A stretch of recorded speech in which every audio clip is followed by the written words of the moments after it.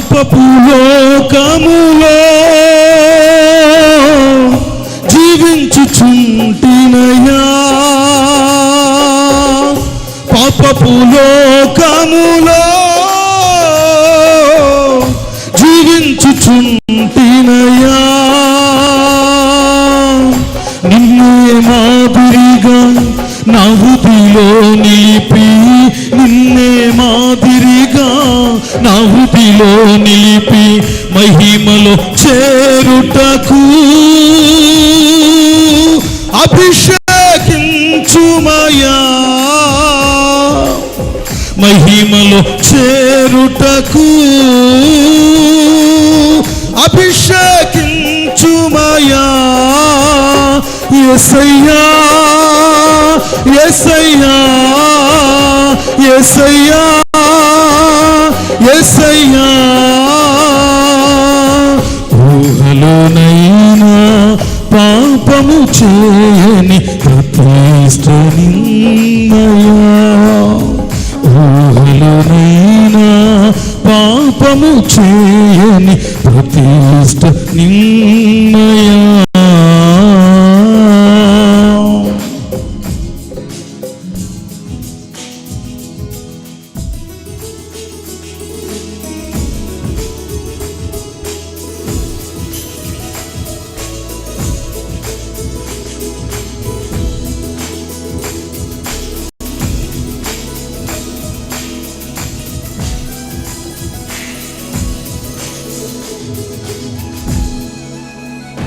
Praise the Lord.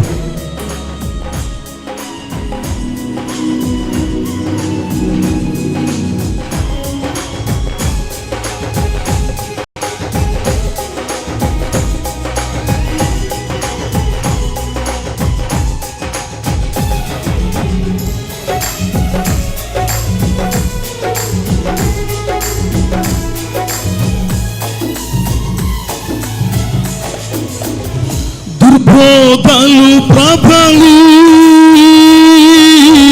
ప్రజలు మోసపోయి,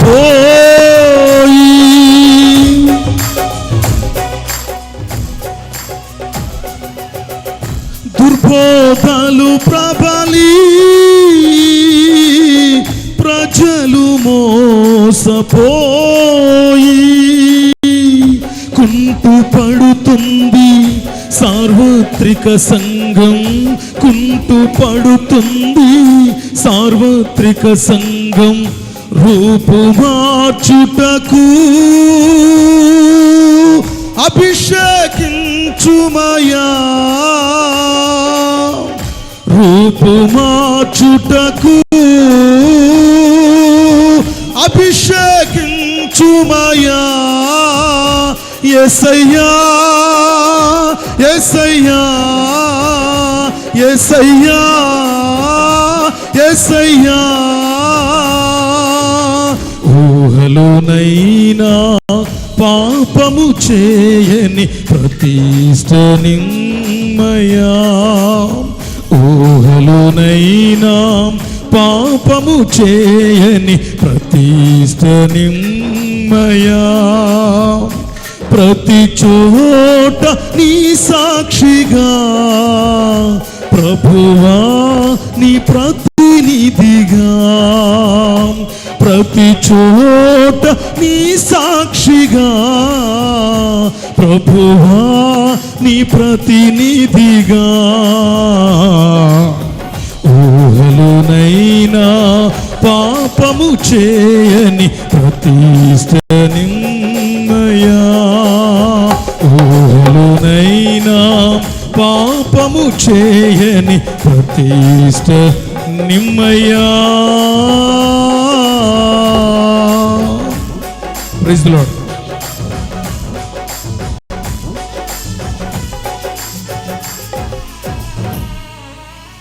హల్లెలూయా. రెండు చేతులు తెచ్చుకున్న వారు చెప్పండి ఒకసారి హల్లెలూయా. తెచ్చుకున్నారండి, ఓకే రైట్. చాలా సంతోషం. మన మధ్యలో మరి అభిషక్తులు దైవజనులు శాంసనయ్య గారు ఉంటే చాలా సంతోషకరం. వారికి ప్రత్యేకమైనటువంటి వందనాలు. మరి వారి వాక్యం కొరకు మనందరి ఆశీర్వాదం కొరకు లాస్ట్లో ప్రార్థన చేస్తారు. ఎర్నెస్ట్ పలగరయ్య గారు వాక్యం కొరకు ఈ సమయంలో మరి పాటల కార్యక్రమం ముగించబడింది. దైవజనుడి ద్వారా దేవుడు మరలా మనతో మాట్లాడి మనల్ని బలపరుచున్నట్లుగా సత్తుపల్లి పట్టణంలో మరి పరిచయం చేస్తున్న జానయ్య గారు ప్రార్థన నడిపిస్తారు. ప్రార్థన చేసుకుందాం. పరిశుద్ధుడు, మహోన్నతుడు, మహాగణుడైన తండ్రి, మీ ఉన్నతమైనటువంటి అతి శ్రేష్టమైన నామాన్ని బట్టి స్వామి మీకు వందనాలు. ప్రత్యేకంగా యవనస్తుల యొక్క సదస్సును ఏర్పాటు చేసి మొదటి సెక్షన్లో ప్రభా ఎంతో మహిమకరంగా ఘనకరంగా అయా నాని అయ్య గారిని ప్రభా, అలాగనే ఎర్రస్ బలయ్య గారిని ప్రభా బలమైన అభిషేకంతో నింపినైనా అందరికీ కావాల్సినట్లు మీరు మాట్లాడుతూ వచ్చారు, మీకు వందనాలు. ఈ రెండో సెక్షన్లో పాటల ద్వారా మహిమ పొందుతూ వచ్చారు, మీకు స్తోత్రాలు. మీ సేవకులయ్యా టైటస్ బాబు గారు ప్రభా, మీ పక్షికి నిలబడబోతుండగా మీ ఆత్మాభిషేకంతో నింపండి. నాతో మాతో అందరితో తండ్రి మీరు మాట్లాడుతూ మహిమ పొందుకుంటూ ఘనత తెచ్చుకున్నామని యేసయ్య నామములో నా పరమ తండ్రి, ఆమేన్. దయచేసి చిన్న మనం ప్రార్థించిన దైవజనులకు ప్రత్యేకమైన వందనాలు. వాక్య భాగం వినబోయే ముందు ఒక చిన్న మాట. చాలామంది భోజనం చేయలేదంట, కొంతమంది మరి సిద్ధపాటు భోజనం మరలా సిద్ధమైంది. దయచేసి ఇంకా ఎవరైనా చేయని వారు ఉంటే త్వరగా మీరు వెళ్ళి మరి వాక్యం అవ్వకముందే మీరు వచ్చి దేవుని యొక్క వాక్యంలో పాల్గొనాలని ప్రేమతో మనవి చేస్తాం. మరలా చెబుతున్నాను, భోజనం చేయని వారు ఉంటే తప్పనిసరిగా మీరు భోజనం చేయడానికి వెళ్ళాలని ప్రేమతో మనవి చేస్తున్నాను. మరి ఈ సమయంలో అద్భుతమైనటువంటి దేవుని మాటలను ఇంత సెక్షన్లో మన కొరకు ఎర్రస్ బలయ్య గారు మన కొరకు వినిపించారు. మరలా వారి మాటలు మనం వినబోతున్నాం. వినాలని ఆశగిలిన వారందరూ చప్పట్లు కొడుతూ వారిని ప్రేమపూర్వకంగా ఆహ్వానిద్దాం. ఈ సమయాన్ని వారికి అప్పగిద్దాం.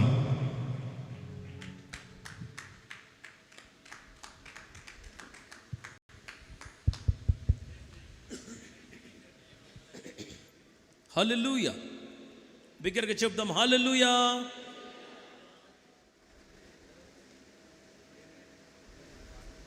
దేవుని ప్రశస్తమైన నామానికి మహిమ, ఘనత, ప్రభావములు యుగ యుగములు కలుగునుగాక. ఉదయకాల సమయంలో దేవుడు కొన్ని విషయాలు మనందరితో మాట్లాడారు.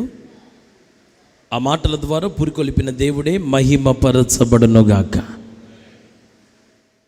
ఇంకా కొంతమంది బయట తిరుగుతున్నారు, ఎట్లా రారా, వస్తారా, ఎట్లండి?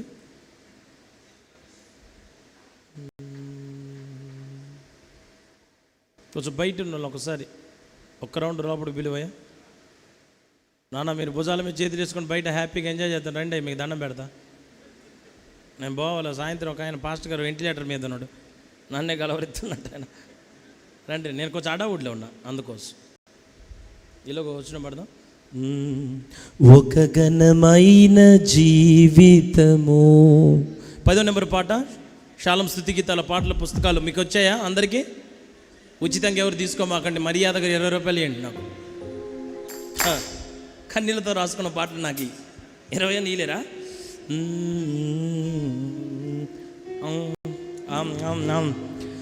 ఒక ఘనమైన జీవితము, నేను నీ కొరకై జీవింతును, నాకున్న ఈ ఫలముతో నీ కాడిని నేమోతోను. ఒక ఘనమైన జీవితము, నేను నీ కొరకై జీవింతును, నాకున్న ఈ బలముతో నీ కాడిని నేమోతోను. యేసు నీవే నా సర్వము, నా జీవితమే నీకంకితం. యేసు నీవే నా సర్వము, నా జీవితమే నీకంకితం. ఒక ఘనమైన జీవితము, నేను నీ కొరకై జీవింతును, నాకున్న ఈ బలముతో నీ కాడిని నేమోతును. చప్పట్లు. పాపములో ఏమున్నది, క్షణికమైన సంతోషమే. లోకములో ఏమున్నది, అల్పకాల కాల సుఖభోగమే, పాపములో ఏమున్నది, క్షణికమైన సంతోషమే. లోకములో ఏమున్నది, అల్పకాల సుఖభోగమే, యేసునిలోనే ఆనందము, అది శాశ్వతమైనదయా. యేసునిలోనే ఆనందము, అది శాశ్వతమైనదయా. యేసు నీవే నా సర్వము, నా జీవితమే నీకంకితం. యేసు నీవే, నా జీవితమే నీకంకితం. ఒక ఘనమైన జీవితము, నేను నీ కొరకై జీవింతును. నాకున్న ఈ బలముతో నీ కాడిని నేమోతును. ఒక ఘనమైన జీవితము, నేను నీ కొరకై జీవింతును. నాకున్న ఈ బలముతో నీ కాడిని నేమోతును. యేసు నీవే నా సర్వము,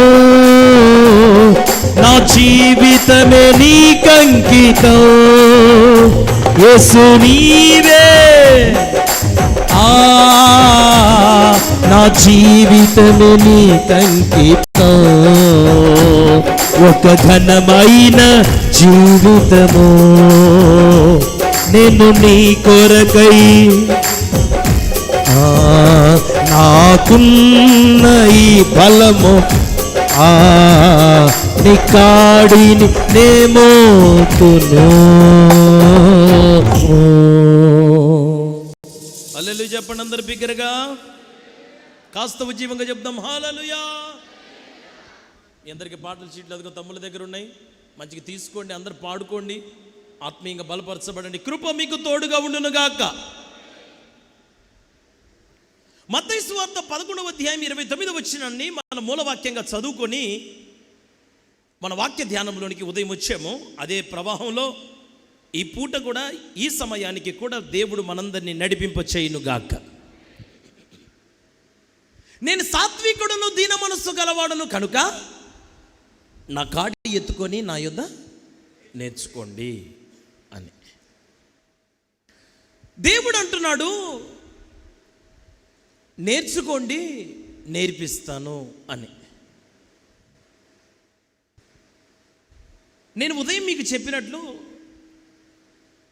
ఒక సబ్జెక్ట్ తెలిసిన వ్యక్తికి ఇంకొక సబ్జెక్ట్ తెలియకపోవచ్చు. అన్ని సబ్జెక్టులు అందరికీ తెలిసి ఉండకపోవచ్చు. కానీ ప్రతిదీ తెలిసినవాడు, ప్రతిదీ ఎరిగినవాడు ఈ పూట నేను ప్రకటిస్తున్న నజరేయుడైన యేసు. ఆయనకు అన్నీ తెలుసు. ఒక మనిషి జీవితాన్ని ఎట్లా నడిపించాలో తెలుసు. ఒక మనిషి జీవితంలో ఎక్కడ లీడ్ తీసుకోవాలో తెలుసు. ఒక మనిషి జీవితంలో ఎక్కడ టర్న్ తీసుకోవాలో తెలుసు. ఎక్కడ ఒక మనిషికి లిఫ్ట్ ఇవ్వాలో తెలుసు. సమస్తం ఎరిగిన దేవుడు ఈ పూట నేను ప్రకటిస్తున్న యేసు. హల్లెలూయా అనండి. ఉదయం నేను మీకు చెప్పిన విషయాలలో ఆయన ఎందుకు రమ్మంటున్నాడు ఆయనతో పాటు అంటే, నేర్పిస్తాడంట. నేర్పించడానికి దేవుడు చెప్పిన మొదటి మాట ఉదయం, నా వెంబడి రండి. ఆయన పిలిచినప్పుడు శిష్యులు ఏం చేశారు? వెంటనే వారు తమ వలలను విడిచిపెట్టారు. అభాగ్యులం కావచ్చు, అనర్హులం కావచ్చు, చదువు సరిగ్గా నువ్వు చదివినా రాకపోవచ్చు. ఒక మాట అందరూ, మై డియర్ ఫ్రెండ్స్, అందరూ ప్రియ స్నేహితులు అందరూ వినండి.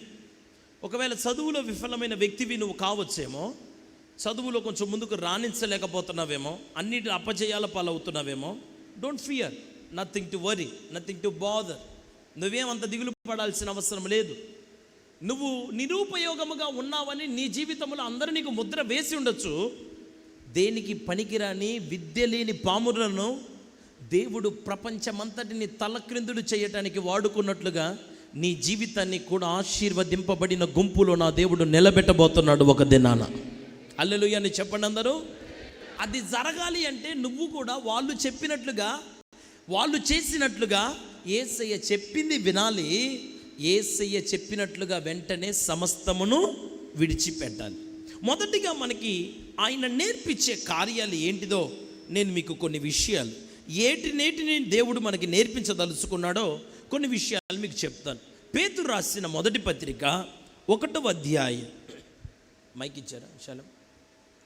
పేతురు రాసిన మొదటి పత్రిక 1వ అధ్యాయం 14వ వచనాన్ని చదవగా మనందరం వినటానికి ప్రయత్నం చేద్దాం. నేను పరిశుద్ధుడనై ఉన్నాను గనుక, పరిశుద్ధులై ఉండుడని రాయబడి ఉన్నది గనుక. దేవునికి స్తోత్రం చెప్పండి అందరు బిగ్గరగా, కొంచెం బిగ్గరగా చెప్పాలి. వినండి అందరూ. నేను పరిశుద్ధుడనై ఉన్న ప్రకారము మీరును పరిశుద్ధులుగా ఉండాలి. ఇంకో దగ్గర రాయబడిన మాట, నేను పరిశుద్ధుడనై ఉన్న ప్రకారం మీరును సమస్త ప్రవర్తన యందు పరిశుద్ధులై ఉండండి. ఇప్పుడు ఆయన దగ్గరకు వస్తే దేవుడు మనకేమి నేర్పిస్తాడు? What God is going to teach for us. ఏం నేర్పించబోతున్నాడు? ఈ లోకంలో పాపిష్టి జీవితాన్ని జీవించటానికి, మనల్ని ప్రేరేపించటానికి సినిమాలు, పాపం నేర్పించటానికి స్నేహితులు, పాపం నేర్పించటానికి ఆప్తులు, పాపము నేర్పించటానికి లోకస్తులు, పాపము నేర్పించటానికి మనతో ఉన్న వ్యక్తులు ఎందరో మనతో కలిసి పనిచేస్తూ ఉంటారు.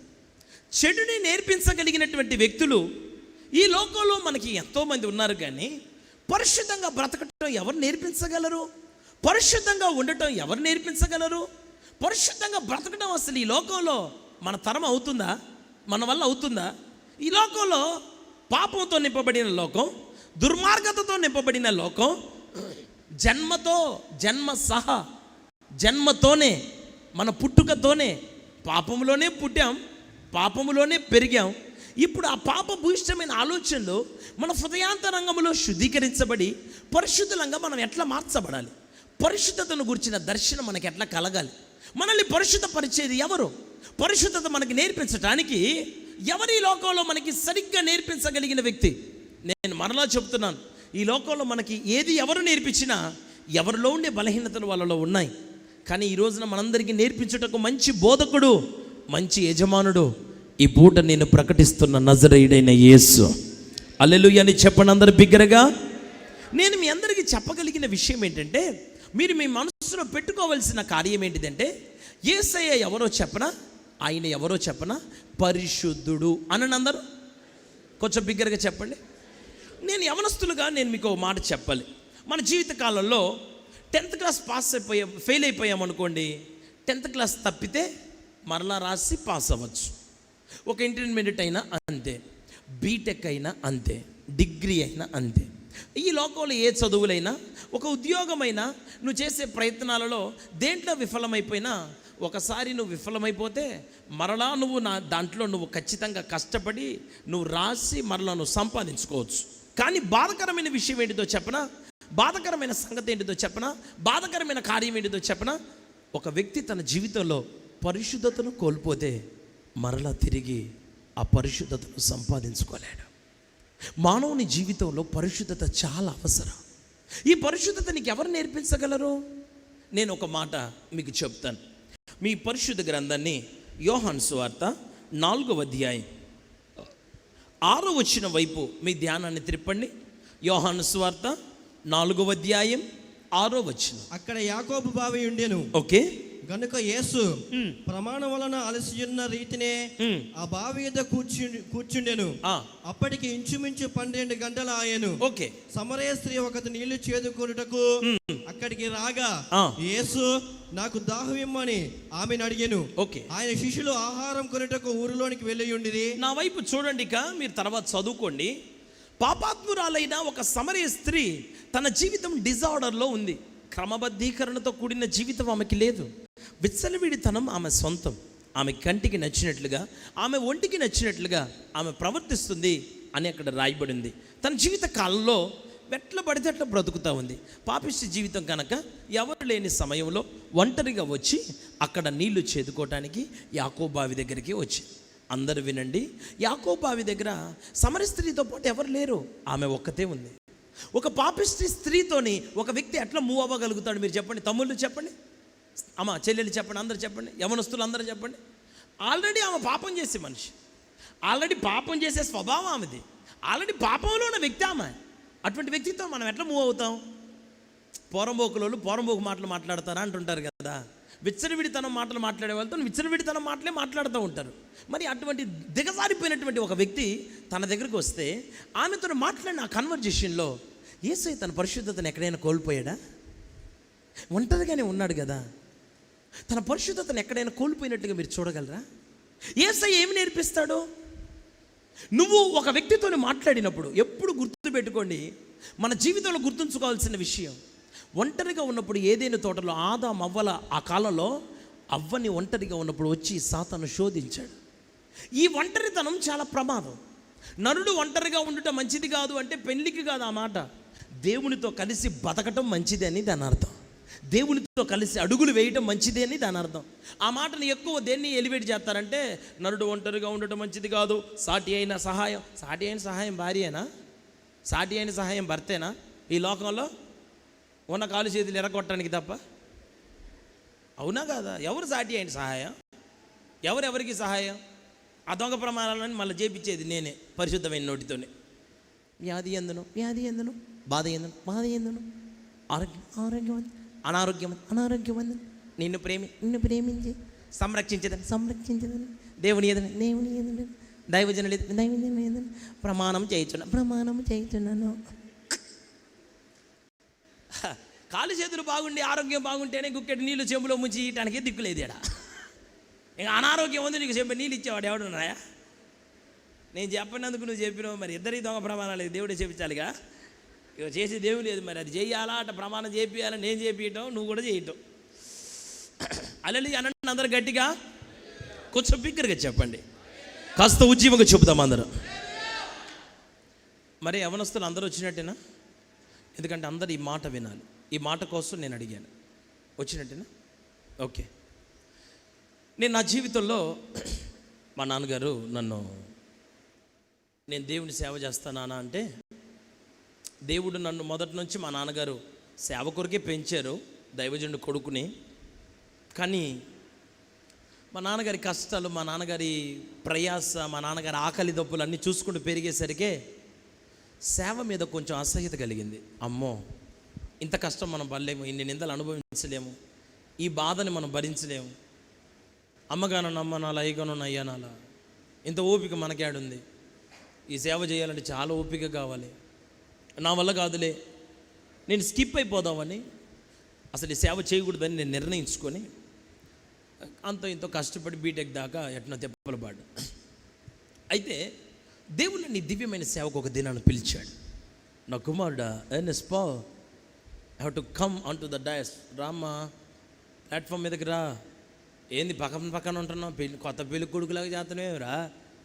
మొదటి నుంచి కూడా మీ నాన్న పెళ్లి చేసేవాడు, అయితే నువ్వేంది దూరంగా ఉంటావు?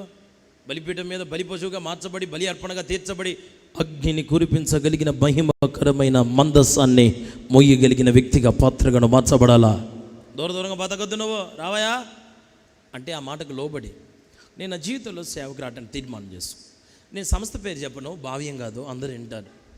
నేను ఏ సంస్థల్ని అవమానపరిచినట్టు ఉండకూడదు, అందుకోసం. ఓకే, నేను వెళ్ళిన సంస్థలో వాళ్ళకి వివాహాలు ఉండవు. అందరు వినండి, మీరు జాగ్రత్తగా వినండి, ముఖ్యంగా యవనస్తులేనండి. వాళ్ళకి పెళ్ళిళ్ళు ఉండవు, పెళ్ళిళ్ళు చేసుకోరు. మా నాన్నగారిది నాది కమిట్మెంట్ ఏంటంటే, ఆ సేవలో మమ్మల్ని తీసుకోవటానికి వాళ్ళ దగ్గరే బాప్తీసం తీసుకోవాలా, వాళ్ళ దగ్గరే పరిశుద్ధాత్మాభిషేకం రావాలా, వాళ్ళ దగ్గరే అన్నీ జరిగితేనే వాళ్ళు సేవకు తీసుకుంటారు. అసలు వీటన్నిటికంటే ఎదురు మతంగా మా నాన్నే పాస్టర్ గారు. అసలు నువ్వు బయట చేసే సేవే కాదంటారు వాళ్ళు. మా నాన్న అసలు సైతంతో సమానం వాళ్ళ దృష్టిలో. అసలు ఆయన సేవకుని లాగానే చూడరు వాళ్ళు. అట్లాంటి సేవ వాళ్ళది, మా సేవ ఇది. నాకెందుకో ఒకసారి అక్కడ మీటింగ్ జరుగుతుంటే వెళ్ళాను, కన్వెన్షన్ జరుగుతుంటే మీటింగ్ వెళ్ళాను. నేను ఆ ప్రాంతం అంతా చూశాను. నాకు అనిపించింది, ఓకే, కొంచెం ఇక్కడ మనం నేర్చుకోదగిన విషయాలు ఉన్నాయి. రేపు విస్తారమైన పని చేయాలంటే ఇట్లాంటి విషయాల్లో మనం నలిగిపోవాలా అని మా నాన్నగారికి విషయం చెప్పి, అక్కడికి ఒకసారి వెళ్ళిన తర్వాత నేను చచ్చిపోయిన నా సావుకు నేనే కారణమని ముందే సంతకం పెట్టించుకుంటాను. మనం చచ్చిపోయినా కానీ వచ్చి మన మీద కేసులు పెట్టడానికి అడగటానికి కూడా వీళ్ళు ఉండదు. ఓకే, సంతకం కూడా పెట్టాను. మా నాన్నగారికి మధ్యలో ఉన్న ఒప్పందం ఏంటంటే 7 సంవత్సరాల కంటే దాంట్లో ఎక్కువ ఉండకూడదు.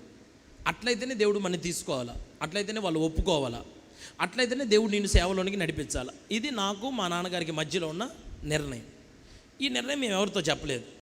మా నాన్నగారిని నేను మోకరించాను. మా నాన్నగారు నేను మోకరించుండగానే నా తల మీద అక్షత నిక్షేపణ చేసి ప్రార్థన చేసి, ప్రభా, నా కుమారుడు నీ కుమారుడు వాడు, వాడిని అభిషేకించు ప్రభా, ఇదిగో వాడిని వాడుకో, ప్రపంచానికి దీవెనకరంగా పంపిస్తున్నాను, నీకు ఇష్టమైన పాత్రగా వాడిని మలుచుకో ప్రభా అని చెప్పి మా నాన్న ప్రార్థన చేసి పంపించాడు. సరే, అక్కడి నుంచి బయలుదేరాను, వెళ్ళాను. నిజంగా అద్భుతం. వాళ్ళని నా కోసం రకరకాల అబద్ధాలను ఆడి నా సర్టిఫికేట్ అంతా వాళ్ళే ఫిలప్ చేసి, బాప్తీసం ఆయనే ఇచ్చిండు ఒక ఆయన చెప్పి, మొత్తం నా మనిషి నా శాలిటీ అని చెప్పి ఒక ఆయన సంతకం పెట్టిండు. ఎందుకంటే దేవుని నిర్ణయం అక్కడ ఉంది కనుక. మొత్తం మీద దాంట్లోకి సేవకి వెళ్ళాను. చాలా నమ్మకంగా ఉంటాను. నా నిర్ణయం ఏంటంటే, ఉంటే సరిగ్గా ఉండాలా, లేకపోతే ఉండొద్దు. బతికితే మంచిగా బతకాలా, లేకపోతే తీసి దెబ్బ కొట్టి మనకి నచ్చినట్టు అన్న బతకాలి. అటన్న ఉండాలా, ఇటన్న ఉండాలి, చల్లగన్నా ఎచ్చగా. అటు ఇటు కాకుండా ఉండటం నా వల్ల అస్సలు కాదు. ఏదన్నా ఒక్కటి చేయాలా, చేస్తే ఒకటే. నేను చాలా రోషంగా ఉంటాను దేవుని విషయంలో. సరే, నా రోషాన్ని నా వైరాగ్యాన్ని చూసి నేను అంత ఇంత ఇంగ్లీష్ మాట్లాడగలుగుతున్నా. నా మీదకి అక్కడున్న పెద్ద పెద్ద చీఫ్ పాస్టర్ల కనుదృష్టి కూడా నా మీదకి వచ్చింది. మాకు ట్రైనింగ్ ఇచ్చే పాస్టర్ గారు ఒక ఆయన ఉన్నారు. ఆయన లేరు, ఇప్పుడు చనిపోయారు. ఆ పాస్టర్ గారు 70-80 సంవత్సరాలు ఉంటాయి ఆయనకి. ఆయన ఎప్పుడు నిద్రపోడు, ఎప్పుడు బట్టినా ఇది చూడండి ఆయన చేసే పనే తోతురా తోతురా తోతురా తోతురా తోతురా అని కేకలేస్తుంటాడు. ఇదేం కావాలరా నాయన అనుకునేవాని మొదట్లో. స్తోత్రం అండి ఆయన, మరి ఎందుకు అట్ట అంటాడో కానీ అది తమిళంలో తోత్రం అంటారా మరి ఎట్నో నాకు అర్థం కాల. ఆయన తోత్రం అంటాడు. వామ్మో అయ్యో, ఈ కేకలు నేను జీవితాంతా ఏడపరించాలరా నాయన. సరేలే పోనీలే అన్నాడు. నేనేమో చేతపడి చేసిన వాళ్ళగా ఇక్కడ చేతులు కట్టుకొని చూస్తూ ఉండేవాడిని. అమ్మో, ఇంత భక్తులో వీళ్ళంతా అని. కానీ నిజంగా భక్తుడే, నిద్రపోడు, రాత్రి మగలు స్తోత్రాలు చెప్తూ ఉంటాడు. ఆయన దగ్గర నన్ను అసిస్టెంట్కి వేశారు. వినండి, అందరూ వినండి, యవనస్తులు అందరూ ఖచ్చితంగా వినాలి. ఒక మీటింగ్కి వెళ్ళాము. ఆయన దగ్గర నమ్మకం పరిచయం చేస్తున్నా, ఆయన మంచి షీడ్లన్నీ చూసుకుంటున్నా. ఇద్దరం కలిసి ఒక మీటింగ్కి వెళ్ళాం. మీటింగ్కి వెళ్ళి నైట్ 12-12:30 ఆ టైం అయింది. ఆయన కారులోనే మీటింగ్ నుంచి వచ్చాం ఫెయిత్ హోమ్కి, మందిరానికి. ఆయన పైన జుబ్బా రౌండ్ నెక్ తీసుకుంటా కదా నేను, అది ఆ జుబ్బా తీసి బెడ్ మీద వేస్తే, తంబి ఫోల్డ్ పని తంబి అన్నాడు. తమిళోళ్ళు కదా, తమిళనాడు కదా అది మినిస్ట్రీ. ఓకే సరే పాస్టర్ అని చెప్పి నేను మడత పెడతాను. ఈలోగా మా పాస్టర్ గారికి ఫోన్ వచ్చింది. ఫోన్లో మాట్లాడుతున్నాడు. హలో అను, పాస్టర్ స్తోత్రం పాస్టర్ అన అవతల, స్తోత్రమా స్తోత్రం చెల్లుగమా. பாஸ்டர் ஒன்றுமே இல்லை பாஸ்டர், எனக்கு ரொம்ப தலைவலியாக இருக்கிறது பாஸ்டர், எனக்கு முடியாது பாஸ்டர், எனக்கு யாருமே இல்லை பாஸ்டர், சீக்கிரம் நீங்கள் இருக்கிறது அந்த தம்பி இருக்கிறாரு, அந்த தம்பிని కొంచెం శీఘ్రமாக అనుపువాంగ పాస్టర్ అని చెప్పి తమిళంలో చెప్పింది. ఆ తమిళంలో చెప్పింది మీకు అర్థం కాల. నేను ఆ తమిళంలో చెప్పిందే తమిళంలో చెప్పిన. ఆమె ఫోన్ చేసి, పాస్టర్ గారు నేను దిక్కులేని దాన్ని, నాకెవరు లేరు, భయంకరమైన తలనొప్పితో నేను బాధపడుతున్నాను, తల పగిలిపోయేటట్టుంది, చచ్చిపోయేటట్టున్నాను, నాకెవరు లేరు కదా, ఒంటరిగా బతుకుతున్నా కదా, మీరేమో ఇప్పుడు మీటింగ్కి పోయి ఇప్పుడు వచ్చారని నన్ను అంటున్నారు, ఇంత నైట్ మీరు రావద్దులే కానీ అంత పెద్ద వయసు కదా మీకు, మీ దగ్గర నా కుర్రోని నాకు ప్రార్థన చేయడానికి మీ దగ్గర నా అబ్బాయిని పంపించండి అని. నాకేమో చీకటి అంటే సత్య భయం. నా భయం ఎట్లాంటి భయం చెప్పనా, ఆ చీకట్లో నేను చచ్చిపోయిన వాళ్ళ ముక్కులో ఉన్న దూదులు లూజ్ అయినట్టు, ముక్కులు కాటన్ ఉంటుంది కదా, అది కొంచెం లూజ్ అవుతున్నట్లు అట్లా అనుకోవాలన్నట్లు. కాళ్ళకి కట్టేసినటువంటి పురికోస ఊడిపోతున్నట్టు. అయ్యో ఆయన పడుకుని ఆయన నన్ను కొంచెం ఇట్లా పలకన ఏ అన్నట్లు. ఎందుకో మరి అది అర్థం కాదు. ఇప్పుడు కాదులే, ఇప్పుడు నేను మామూలుగా తిరిగేది మొత్తం రాత్రే తిరుగుతున్నాలే. దయ్యాలలో పెద్ద దయ్యమే ఇప్పుడు, ఇబ్బంది ఏం లేదు. అప్పుడు సంగతి చెబుతాను. నాకు చీకటి అంటే చాలా భయం. ఏడ పోవాలా ఆ మాట నాకు వినపడ్డది. ఫోన్ పక్కనే ల్యాండ్లైన్ ఫోన్. నేను అది విన్న దగ్గర నుంచి నేను ఏడ బయటికి పోవాల్సి వస్తుందేమోనని ఆ జుబ్బాని ఎంతకి మడత పెట్టకుండా మడత పెట్టిన దాన్ని మడత పెట్టి ఇటుని అటు అటు ఇటు ఇటు అటు అటు ఇటు చేతబడి చేసినట్టు చేస్తున్న దాన్ని. ఫోల్డింగ్ మాత్రం చేయట్లా, ఎందుకంటే తొందరగా ఫోల్డ్ చేస్తే తొందరగా పంపిస్తాడేమోన్నాడు. ఆయన ఫోన్ పెట్టి తంబి బస్ తంబి కేకలియా అన్నాడు. వినపడలేదా అన్నాడు. ఎందుకు వినపడదు? ఆయనకైనా వినపడింది కదా పక్కన ఉంటే. వినపడలేదని అబద్ధం ఎడ చెబుతాం. మళ్ళీ ఆయనకి చాలా వరాలు ఉన్నాయి, స్వస్థత వరం, పరచన, ఎన్నో బొచ్చెడు ఉంటాయి ఆయన దగ్గర. బైబిల్లో ఉన్న కాడికంటే ఎక్కువ ఉంటాయి ఆయన దగ్గర. ఆయన చూస్తేనే భయపడాలి, మామూలు మనిషి కాదు. మొత్తం స్కానింగ్ మిషన్ ఆయన. అన్నీ చెబుతుంటారు, భాగవతం అంతా చెబుతారు. ఎవడన్నా మనిషి వస్తే ఏందిరా వాళ్ళని తిట్టి వచ్చినావు అన్నట్టు వాడు సారీ గారు ప్రార్థన, చిన్న గొడవను కూడా చెబుతాడు ఆ మనిషి దగ్గరకు. అంత వరం కలిగిన, అంత కృపావరాలు కలిగినోడు ఆయన. మరి అంత వరాలు కలిగినోడుతో నేను ఆడబెట్టుకోవాలి. వినపడింది అంటే వినపడిందాయా? సరే నీకెప్పో ఫోన్ చేస్తున్నాను. వేండా అన్నాడు. అవసరం లేదులే. ఎంత ప్రేమ నా మీద అనుకున్నాను. పరిచర్య చేసే పని లేదు, మడత పెట్టే పని లేదు, వెళ్ళిపోవా అని చెప్పిండు. పోన్నాడు, బాగానే ఉంది కానీ నాకు పోవడానికి ఇక్కడ దమ్ము లేదు.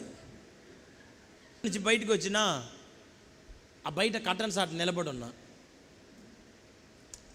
గుర్తు లేదేమో, అక్కడ చాలామంది బ్రదర్స్ ఉంటారు. ఎవరినో ఒకరిని పంపిస్తారులే, గుర్తు లేక అట బొమ్మన్నాడు. యేసుప్రభు కూడా ఇద్దరిద్దరిని పంపించిండుగా. మరి నువ్వన్నా పంపి, యేసుప్రభు చేసినట్టు చేయ, నాకు దండం పెడతా, నేను ఒక్కడిని పోయలేక చచ్చిపోతున్నా, మయగపలు నాది. నేను బయట నిలబడి ఉన్నా కానీ ఎంతకు పట్టించుకోవట్లేదు. ఆయన మొదలు పెట్టిండు దూపం, తోత్రా తోత్రా అంటు. వామ్మా ఏం చేసిండ్రా నాయన, ఇంకా మళ్ళీ నన్ను పట్టించుకొని దిక్కెవరే తండ్రి, నా ఆత్మని చేతికి అప్పగిస్తున్నా ప్రభువా. ఏందయ్యా ఈ మనిషిని నన్ను ఏంది నన్ను పట్టించుకునేటట్టు లేడు నాయనా. కొద్దిసేపటికి నేనేం చేశానంటే, మన దొంగ దగ్గులు ఉన్నాయి కదా, మన దొంగ దగ్గులు తెలుసుగా, మన దొంగ దగ్గులు తెలీదా? నేను కూడా కట్టన్ సాటున నిలబడి అన్న అనగానే వెంటనే గుర్తొచ్చి పంపిస్తాడేమో. నేనంటే ఎన్నడా ఇంకా పోలియా అంటుండు. ఇదేం దర్శనం నాయన, ఎంతప్పటికీ నన్ను కొంపల నుంచి బయటికి నెట్టడానికి పూనుకున్నావు నువ్వు, ఏందిరా ఇంకా పోలేదా అన్నాడు. పాస్ పోతున్నా తండ్రి, నీకు దండం పెట్ట, ఇంకా పోతలే నాయన అని చెప్పి ఇక చిన్నగా బయలుదేరి, ఇక నేను ఈ లోకంలో లేనట్టు, అసలు ఈ లోకంతో నాకు సంబంధం లేనట్టు, నేను ఎక్కడో వేరే లోకంలో ఉన్నట్టు, అసలు ఈ భూమికి నేను ఎక్కడో ఉన్నా అని అనుకొని పోయా. మొత్తం మీద క్షేమంగా పోయాను. చెప్పులు బయట ఇప్పాను. ఆమె తలుపు తీసే ఉంచింది. అమ్మా అక్క తోత్రుకా వాంగయ్యా వాంగ అన్నదా. రాయా రా అన్న.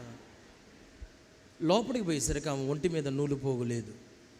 ఆమె వస్త్రహీనురాలై ఉంది, దిగంబరిగా ఉంది, ఒంటి మీద వస్త్రం లేదు అక్కకి.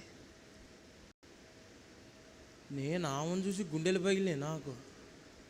ఇదేం పోస్టర్ రా నాయన, ఇదేం అవతారమే తల్లి, ఏదేం తోటలో కూడా ఆపం మెట తిరగలేదు, ఎంత దర్జాగా నిలబడు, ఏందమ్మా నాయన అని చెప్పి నేను గదిలోంచి బయటకు వస్తుంటే డోరు తలుపు దగ్గరికి వేసి ఆమె నాతో చెబుతుంది, అయ్యా ఎప్పటి నుంచో చూస్తున్నా అయ్యగారి దగ్గర, ఎవరితో నేను చెప్ప, మాకు మౌనంగా ఉండు, ప్రార్థన కాదు తలనొప్పి కాదు, నీతో పాపం చేద్దామని పిలిపించాను. మా నాన్నేమో తిండి లేకుండా సేవ చేస్తున్నాడు మాచర్లలో, పేగులు ఎండిపోయేటట్టు కేకలేస్తున్నాడు. ఇక్కడ సంకలో సొక్క చినిగిపోతే కుట్టుకోవడానికి సూది దారం లేక మా నాన్న సేవ చేస్తున్నాడు. మరి నేను అక్కడ ఇంత అయోగ్యమైన పనులు నేను చేయొచ్చా? నేను ఆమెతో చెప్పిన మాట, అక్క ఒకవేళ నీకు నా మీద నిందేయాలనిపిస్తే నిందేయి, బయటకు వచ్చి అందరికీ చెప్పు, ఎర్నెస్ట్ పాల్ అనేవాడు మంచోడు కాదు, ఎర్నెస్ట్ పాల్ అనేవాడు నన్ను పాడు చేయడానికి చూశాడు, ఇదిగో నా ఒంటి మీద ఉన్న గుడ్డలన్నీ లాగేశాడు అని అందరికీ చెప్పు. నేను మంచోడిగా నన్ను ప్రతి ఒక్కరికి చెప్పక, కానీ నా జీవితాన్ని ప్రభువుకి ప్రతిష్ఠించుకున్నానక, నా శరీరాన్ని ప్రభువుకి ప్రతిష్ఠించుకున్నాను. నేను నా జీవితంలో పాపం చేయలేదు అక్క, నన్ను క్షమించక్క, నీకు దండం పెడదాక, నన్ను విడిచిపెట్టక్క. నా శరీరాన్ని ప్రభువుకి అప్పగించుకున్నాను కానీ ఆమె కాళ్ళ మీద పడబోయాను. ఆమె ఏంది ఆడపిల్ల ఏడిచినట్టు ఏడుతున్నా, లే ఏడవ మాకులే, సర్లే పో అని చెప్పి పంపించింది. అక్కడి నుంచి బయలుదేరి నేను వచ్చాను. పాస్టర్ గారు అడిగారు, ఎన్న తంబి జమండచా అన్నాడు. ప్రార్థన చేసావా? చేసిన పాస్టర్. ఆడవుడిలో భయం, ఏం చెప్పాలి అర్థం కావట్లా, మైండ్ బుర్ర మామూలు బాగలట్లా, అసలు ఏం చేయాలో తెలియట్లేదు. నరాలు మొత్తం తెగిపోయేంత భయం, గుండెలు పగిలిపోయేంత భయం, అస్సలు తెలియట్లా. సరే పోయి తూంగు తంబి అన్నాడు. పోయి పండుకోపో అన్నాడు. యాడొచ్చేది నేదరా. పండుకుంటే నాకు భయం ఏంటిదంటే, ఆమె వచ్చి ఇప్పుడు నా మీద ఏం చెప్పిద్దాం, మరి ఇప్పుడు ఆమె పాపిస్తుంది, నేను దుర్మార్గురాలు, ఎవరు ఒప్పుకుంటారు? ఆమె మంచితనంగా ఉండటానికి నేనేమన్నా చెబుతానేమో అన్నా అనుకొని మరి వచ్చి నా మీద సాడీలు చెప్పిద్దేమో కదా, ఆ భయంతో నేనున్నా. ఒక అర్థం గంటకు ఒక బ్రదర్ నా దగ్గరికి వచ్చాడు. అనచి పాస్టర్ కూపురారు అని, అన్న పాస్టర్ గారు పిలుస్తున్నారు. ఓకే. వాడు పోతే ఒక మాట చెప్పిండు, ఎవరో సిస్టర్ వందటారు అని చెప్పి, ఒక అక్క ఎవరో వచ్చారు అందుకోసం నేను పిలుస్తున్నాను. ఇంకా చూసుకో, గుండె జేబులోకి వచ్చింది, లోపట్లేదు బయటకు వచ్చింది గుండె. కడుపులోనేమో మనం దేవుని కోసం యోగ్యంగానే ఉన్నాంగా, పరిశుద్ధంగానే ఉన్నాంగా, మన ప్రవర్తన కాపాడుకున్నాంగా, ఏమైంది అనే ఒక భావన. మరి ఇంత చెడ్డ పేరు వస్తే మళ్ళీ నేను మాచలపై ఎట్టమోహం చూపెట్టాలా? ఇంత చెడ్డ పేరు తీసుకొని వచ్చిన తర్వాత మా నాన్నకి సేవకు ఆటంకంగా నేను ఉంటే ఈ జీవితాన్ని నేను ఎట జీవించాలా? ఈ బతుకు నాకు అవసరమా? ఎన్నో ఆలోచనల మధ్యలో ఉండి సరే అని చెప్పి పోయా. వెళ్తే మా పాస్టర్ గారు నన్ను అడిగారు, తంబి జవమండచ్చా ఆన్ చేసినావా? నాయన వచ్చిన దగ్గర చది మాట, ఆ మాట తప్ప ఇంకొక మాట రావట్లేదు ఎదరా నాయన నీకని. నేను కడుపులో ఏం చేసినావంటే ఏం చెప్పాలి నేను ఇప్పుడు నీకు? అన్నీ తెలుగులో చెప్పేయాయి. నేనేమో అయ్యా మళ్ళీ అసలు చాలా వరాలని చెప్పినాక మళ్ళీ దేనికి అనవసరమైన పనిష్మెంట్లు ఉంటాయి ఆడ. నేను అయ్యా చేయలేదు అయ్యగారు, ప్రార్థన చేయలేదు. ఆయన మా నాన్నగారి కంటే వయసులో పెద్దోడు, అప్పటికి 70-80 సంవత్సరాలు. మొత్తం బట్టతలే, తలకాయ అంత నున్నగుంటుంది తల అయింది.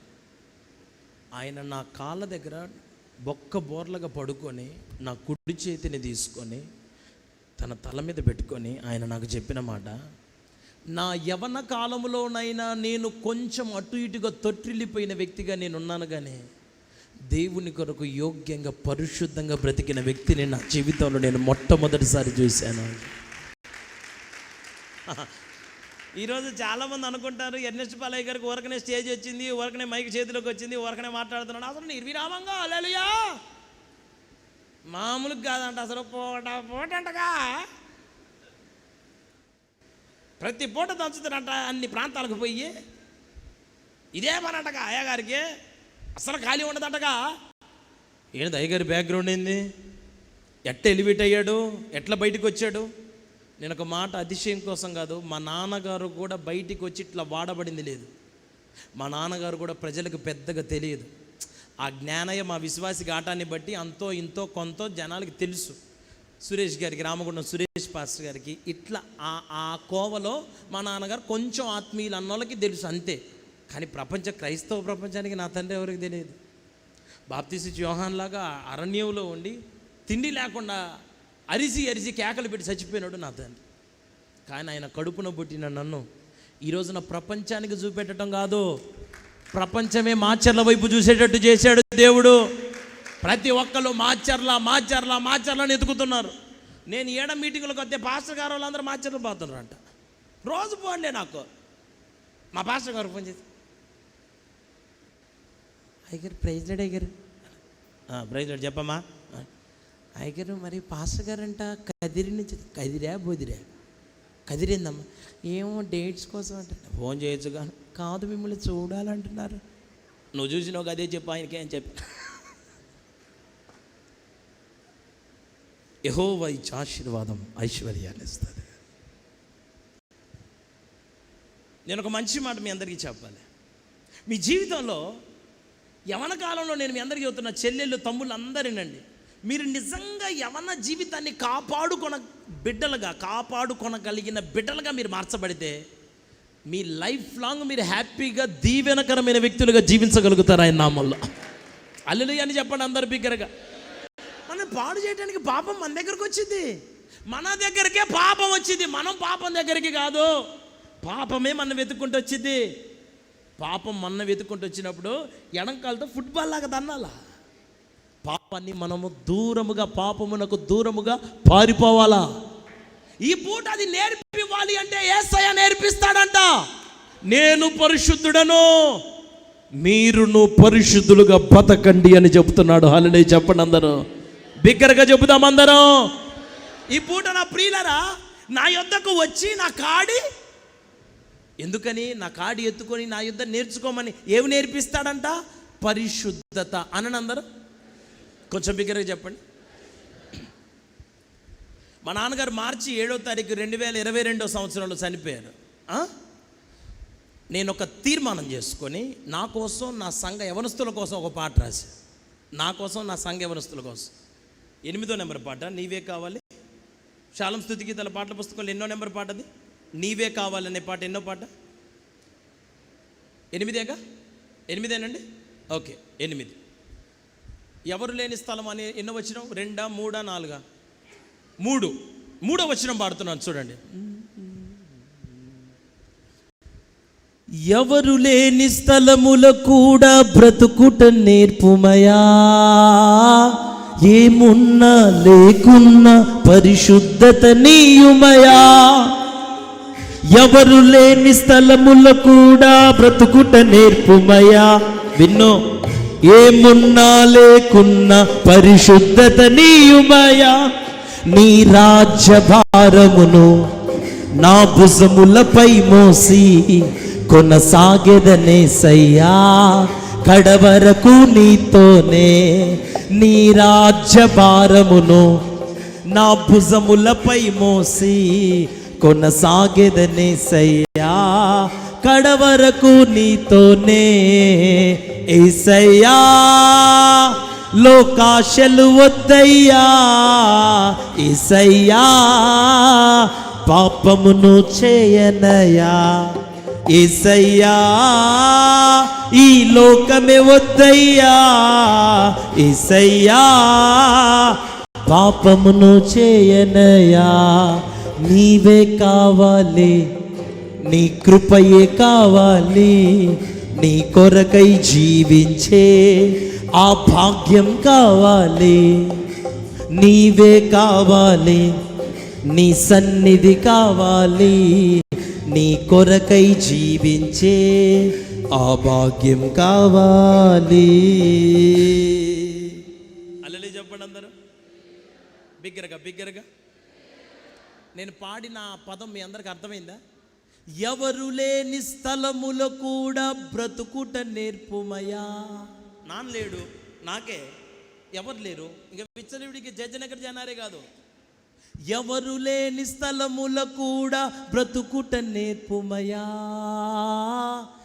ఏమున్నా లేకున్నా పరిశుద్ధత నీయుమయా. నీ రాజ్య భారమును నా భుజములపై మోసి కొనసాగేదనేసయ్యా, కడవరకు నీతోనే. నీ రాజ్య భారమును నా భుజములపై మోసి కొనసాగేదనేసయ్యా, కడవరకు నీతో. నాతో కలిసానండి. యేసయ్యా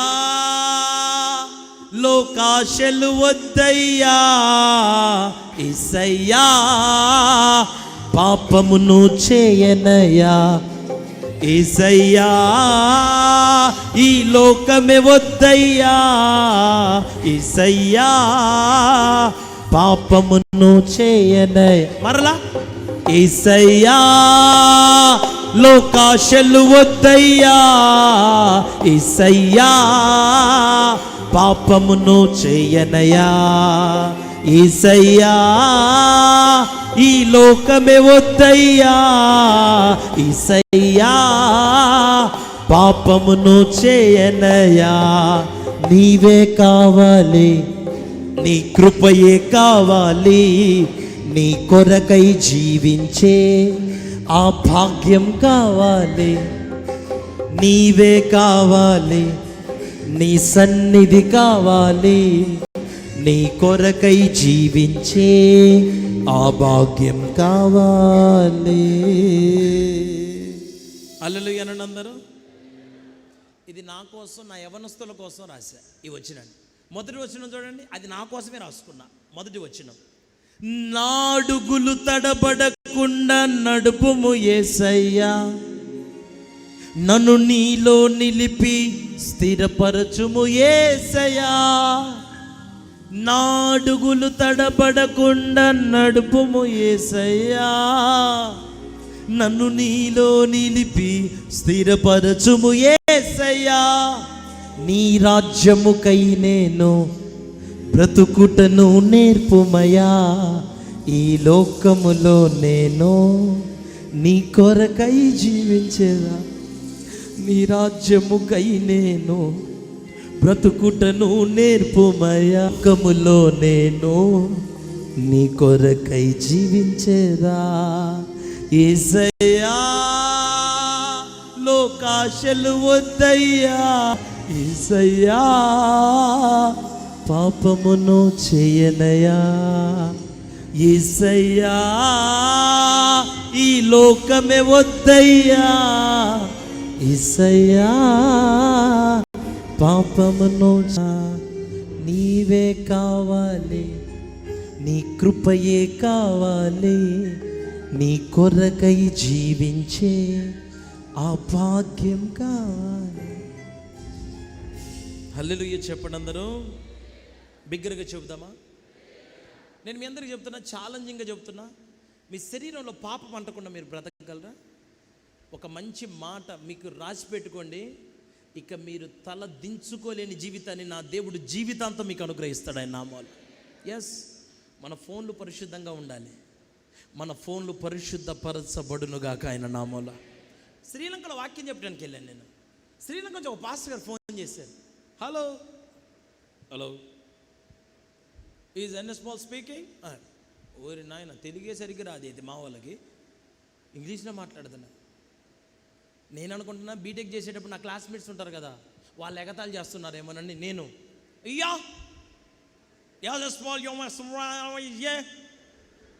ఏం తక్కువ లేవు కదా మనకి. I have to come to Sri Lanka. Sri Lanka Joy, నీకు కూడా వస్తుంది కదా.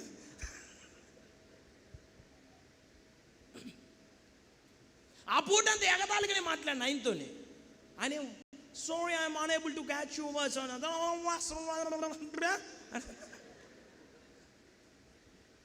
ఆ పూటకి ఆయన ఫోన్ పెట్టేశాడు. ఆన్ ద నెక్స్ట్ డే, తర్వాత రోజు మళ్ళీ ఫోన్ చేసి ఆయన అంటున్నాడు, ఆయన మాట్లాడకుండా ఏడుస్తున్నాడు. పాస్టర్ గారు please, you are not listening my words, please listen to my words. God has spoken to me. God has told me that you have to come to Sri Lanka. మా శ్రీలంక దేశానికి వచ్చి నా సంఘానికి వర్తమానం ఇవ్వమని దేవుడు, నిన్ను ఆహ్వానించమని దేవుడు నాకు చెప్పాడు. ఆయన ఏడుస్తుంటే కొంచెం అర్థమైంది కదా మనకి, నిజమా అబద్ధమా, యాక్షనా నిజమేనా. నేను అది అర్థం చేసుకొని నేను ఆయన అన్నాను, అరే అసలు నాకు విజిటింగ్ కార్డు కూడా లేదు కదరా నాయన. మా నాన్న రెక్కల్లో డొక్కల్లో నేను బతుకుతున్నా, అప్పుడు మా నాన్నగారు ఉన్నారు. ఆయన సాటు పక్షిని కదా నేను, పిలిస్తే మా నాన్ని పిలవాలి కానీ నువ్వు నన్ను పిలవటం ఏంది తండ్రి? అసలు నన్ను ఎందుకు పిలుస్తున్నావు నువ్వు? నా ఫోన్ నెంబర్ ఎవరు ఇచ్చారు నీకు? అసలు మా విశ్వాసులకే చాలా మందికి మా నాన్న అసలు నా ఫోన్ నెంబర్ బీటెక్ చేసేంతవరకు నాకు ఫోన్ లేదు. ఫోన్ ఇవ్వటానికి దానికి ఎన్నో పూజలు పునస్కారాలు జరిగిన తర్వాత ఫోన్ వచ్చింది నాకు. ఆయుధ పూజలు తెలుసా మీకు? మా నాన్న ఫోన్ చాలా పాడు చేసేదని చెప్పేవాడు. ఫోన్ని చాలా అవాయిడ్ చేయమని చెప్పేవాడు. ఫోన్ని వాడటం మా నాన్నకు అసలు ఇష్టం ఉండదు. అందుకోసం ఆయన నాకు కొనిపించలేదు. కొనక కొనిపించిన ఆ ఫోన్లో ఈయన ఫోన్ చేసేసరికి నాకు అదురు పడుతుంది. ఇంక ఉన్న ఫోన్ కూడా గుంజుకుంటాడు ఈ మనిషి. శ్రీలంకోడికి ఫోన్ వచ్చింది, ఆర్డర్ వచ్చింది. విషయం ఏంటిదంటే ఆయన నాకు చెప్పిన షాకింగ్ మాట ఏందో చెప్పనా, నీ ఫోన్ నెంబర్ దేవుడు నాకు దర్శనంలో దేవుడే ఇచ్చాడు అని చెప్పాడు.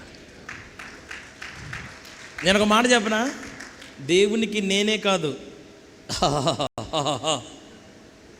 నా ఫోన్ కూడా తెలుసు ఆయనకి, నా నెంబర్ కూడా తెలుసు ఆయనకి. కథలు కబుర్లు కాదు, ఉన్నాడు ఇప్పటికీ శ్రీలంకలో ఆయన. ఏమనుకుంటున్నారు మీరు? నేను ఒక మాట మీ అందరికీ చెప్పనా, నువ్వు పరిశుద్ధంగా బ్రతికితే ప్రజలే, ప్రపంచమే, దేశాలే నిన్ను వెతికేటట్టు నా దేవుడు నిన్ను ఆశీర్వదిస్తాడు ఆయన నామములో. చెప్పండి అందరు గట్టిగా, కొంచెం బిగ్గరగా చెప్పండి. ఇప్పుడు యేసయ్య చెబుతున్నాడు, నేర్పిస్తాడంట, పరిశుద్ధంగా బ్రతకడం నేర్పిస్తాడంట, యోగ్యమైన ప్రతి బిడ్డగా బ్రతకడం నేర్పిస్తాడంట, అర్హమైన పాత్రగా బ్రతకడం నేర్పిస్తాడంట, పరిశుద్ధతలో కొనసాగించబడడం నేర్పిస్తాడంట. నీ దృష్టిని కుడికి కానీ ఎడమకి కానీ తొలగింపబడని ఆత్మీయునిగా నా దేవుడు నిన్ను మారుస్తాడంట. ఆ పరిశుద్ధత నా దేవుడు ఈ పూట మనందరికి అనుగ్రహించునుగాక. హల్లెలూయా అని చెప్పండి అందరూ. ఒక ఘనమైన జీవితం పాట ఎన్నోది? శాలం స్తుతి గీతాల పాటల పుస్తకంలో ఎన్నో నెంబర్ పాట? 9, 10. 10వ నెంబర్ పాటలో 2వ వచనం చూడండి. పరిశుద్ధతలో ఏముంది అక్కడ? 2గా 3? 2 పరిశుద్ధతలో ఏమున్నది, విజయకరమైన స్థితియే కదా. ప్రార్థించుటలో ఏమున్నది, సింహముల మధ్య ఘనతే కదా. పరిశుద్ధతలో ఏమున్నది, విజయకరమైన స్థితియే కదా. ప్రార్థించుటలో ఏమున్నది, సింహముల మధ్య ఘనతే కదా. నాకు ప్రార్థన కావాలయా, పరిశుద్ధతలో సాగాలయా. నాకు ప్రార్థన కావాలయా, పరిశుద్ధతలో సాగాలయా. యేసు నీవే నా సర్వము, నా జీవితమే నీకంకితం. యేసు నీవే నా సర్వము, నా జీవితమే నీకంకితం. ఒక ఘనమైన జీవితము, నిన్ను నీ కొరకై జీవితు. నాకున్న ఈ బలముతో నీ కాడిని నే మోతును. ఒక ఘనమైన జీవితము, నేను నీ కొరకు జీవింతును. నాకున్న ఈ బలముతో నీ కాడిని నే మోతును. యేసు నీవే నా సర్వము, నా జీవితమే నీకంకితం. యేసు నీవే నా సర్వము, నా జీవితమే నీకంకితం. ఒక ఘనమైన జీవితము, నేను నీ కొరకై జీవింతును, నాకున్న ఈ బలముతో నీ కాడిని నే మోతును. హల్లెలూయా చెప్పండి అందరూ బిగ్గరగా చెప్తారా?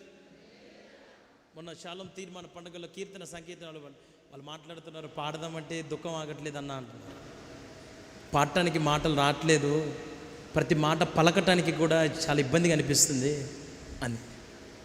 Macherla Ernest Paul official YouTube channel ఉంది, సబ్స్క్రైబులు కాదు నేను, మీరు పాటలు విని పాడుకొని వాక్యం విని పరిశుద్ధంగా బ్రతికి దేవుని రాజ్యాన్ని బోధించాలి. అల్లి అని చెప్పండి అందరు గట్టిగా. ఈ పూట నీకు నీతి ఎవరు నేర్పిస్తారు? మీ నాన్నలోనే నీతి లేదు, అమ్మలో లేదు, ఎవరిలో ఉండే దుర్మార్గత వాళ్ళలో ఉంది, ఎవరిలో ఉండే ప్రతి మనిషిలో యాపకాయం తీరు ఉంటుందంట. ఎవరు నీకు నేర్పించేది నీతిగా బతకటం? ఇప్పుడు నా యేసయ్య నేను పిలుస్తున్నాడు, దా నేను నీకు పరిశుద్ధంగా బ్రతకటం నేను నేర్పిస్తాను, దా నేను నేర్పిస్తాను. I'm going to teach you man. Hello, నేను నీకు నేర్పిస్తామా? దా నా దగ్గరికి రా. ఒక పాపిష్టి స్త్రీతోని కూడా అసభ్యకరంగా మాట్లాడకుండా యోగ్యమైన ప్రవర్తన కలిగిన వ్యక్తిగా మిగిలిపోయిన ఆ యేసు ఈ పూట నీకు నాకు ఒక మాదిరిగా మిగిలిపోయాడు ఆయన నామములో. హల్లెలూయా అని చెప్పండి అందరు గట్టిగా, కొంచెం బిగ్గరగా చెబుదామా? ఇంకో మాట చదవండి, లూకా సువార్త 4:3. లూకా 4:3 త్వరగా, సమయం మించిపోతుంది, నాకు టైం లేదు. ఎవరు? అపవాది నీవు దేవుని కుమారుడు అయితే ఓకే రొట్టె అగునట్లు ఈ రాజుని చెప్పమని ఆయనతో చెప్పాను. చూడండి, యేసయ్యకి శోధన వచ్చింది, అందరు వినాలా. శోధించబడ్డా? రహస్యమైన పాపంలో పడ్డా? అపవాదిగాడు వచ్చి ఏమంటున్నాడు? రాళ్ళన్నీ అంటే టేస్ట్ చెబుతున్నాడు. చూడండి, స్టోన్స్ని బండ్ రోడ్ చేసుకోవచ్చుగా, రోటే టేస్ట్గా ఉండే రోటే. నువ్వు వెంటనే ఇటు చూడండి, మనం ఉపవాసం ఉండగానే, ఉపవాసం ఉన్నప్పుడు మనకు వచ్చే ఆలోచన ఏంటిది? నేను ఉపవాసం అయిపోగానే నేను వెంటనే లెగ్ పీస్ తినాలి, నేను ఉపవాసం అయిపోగానే స్వీట్ తినాలి, నేను ఉపవాసం అయిపోగానే ఇంత అన్నం తినాలి.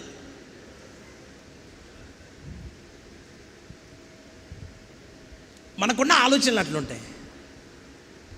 యేసయ్యని శోధించినా శోధించబడలేదు, పరిశుద్ధమైన వ్యక్తిగానే మిగిలిపోయాడు.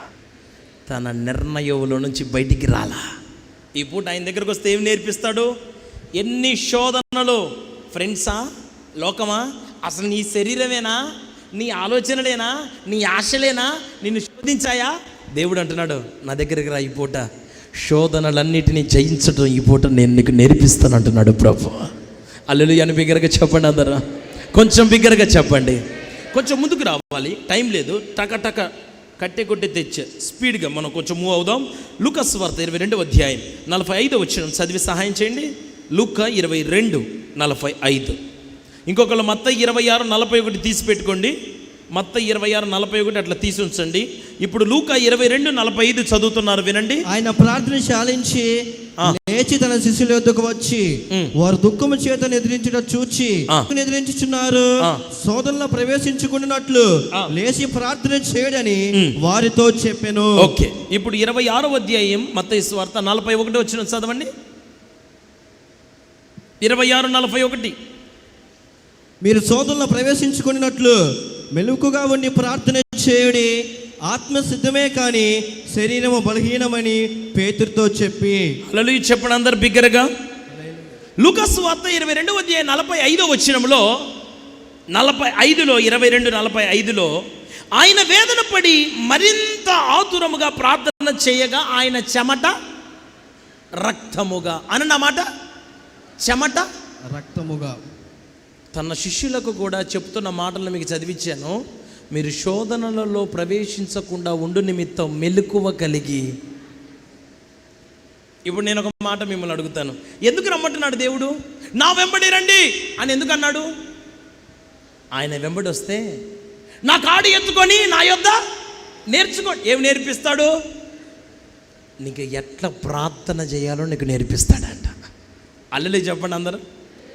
యవనస్తులు అందరు నా వైపు చూడండి. మీ జీవిత కాలంలో ఒక నిర్ణయం తీసుకోండి. నా జీవితంలో నేను సూర్యుని చూడాల కొద్ది రోజులు, మీకు తెలుసా? నా జీవితంలో సూర్యుని చూడలేదు. హలో అక్కలు, తమ్ముళ్ళు, అన్నలు అందరూ సూర్యుని చూడలేదు. ఉదయము తెల్లవారుజామున గదిలోకి పోతే సూర్యుడు పోయేంతవరకు నేను గదిలో నుంచి ప్రార్థన నుంచి బయటకు వచ్చేవాని కాదు. నేను తలుపు తీసి బయటకు వచ్చేసరికి చీకటి పడేది. కొన్ని దినాలు నేను చంద్రుని కూడా చూడలేదు. సాయంత్రం గదిలోకి వెళ్ళేవాడిని, ఎప్పుడో మరలా ఉదయం కళ్ళు తెరిచేసరికి తెల్లారిపోయేది. ప్రార్థనలో నల్లగొట్టబట్టు నేర్చుకున్నాను. నేను నా విశ్వాసంతో చెప్పే మాట నేను ఇంతవరకు ఎక్కడ చెప్పలేదు, మీతో చెప్తాను. యవనస్తులకు మీకు తెలియాలి. నేను నా విశ్వాసంతో నేనేం చెప్తానంటే, నేను చచ్చిపోయినప్పుడు ప్రజలు వచ్చి నా ముఖం చూడకూడదు, నా మోకాలు చూడాలి. నా మొహానికి గుడ్డగప్పాలా, నా మోకాల వరకు చింపి పెట్టాలా, నా మోకాలను చూసి వెళ్ళిన ప్రతి ఒక్కడు అనుకోవాలా, ఇప్పటికైనా ఎప్పటికైనా నేను వాళ్ళగా చచ్చిపోయావనే, కానీ చచ్చిపోయే నా సావు దౌర్భాగ్యమైన సావుగా గాక వాడిలాగా మోకాళ్ళ ప్రార్థనతో నా జీవితాన్ని నేను ముగించుకోవాలా అనే సమర్పణలోకి నా సావు మార్చబడాలా, అనేకుల్ని ప్రార్థన వైపు నా చావు తీర్చాలా. ఇది నా హృదయంలో ఉన్న వాంఛ, నా గుండెలో ఉన్న వాంఛ, నా హృదయంలో ఉన్న తలంపదే. ఈరోజు నేను మిమ్మల్ని అందరిని అడిగే మాట, మీలో ప్రార్థన చేసే వ్యక్తులు ఎంతమంది ఉన్నారు? ప్రార్థన చేసే ఆత్మ మీలో ఎంతమంది ఉంది? ప్రార్థన ఎంత శక్తి ఉందో మీకు తెలుసా? దానియేలు ప్రార్థన చేస్తే నేను తీసుకొని వెళ్ళి ఎక్కడా? సింహాల. దానియేలు ఏమన్నాడు? అవసరమైతే నేను చావనైనా చస్తాను కానీ ప్రార్థించకుండా నేను ఉండలేను అన్నాడు. ఈరోజు నేను మిమ్మల్ని అందరిని అడిగే మాట, వ్యక్తిగతంగా చెల్లి, తమ్ముడు, నీ గదిలోకి వెళ్ళి ప్రార్థన చేసుకునే దినాలు నీకున్నాయా? ఒంటరిగా నువ్వు ప్రభుకి దొరుకుతావా?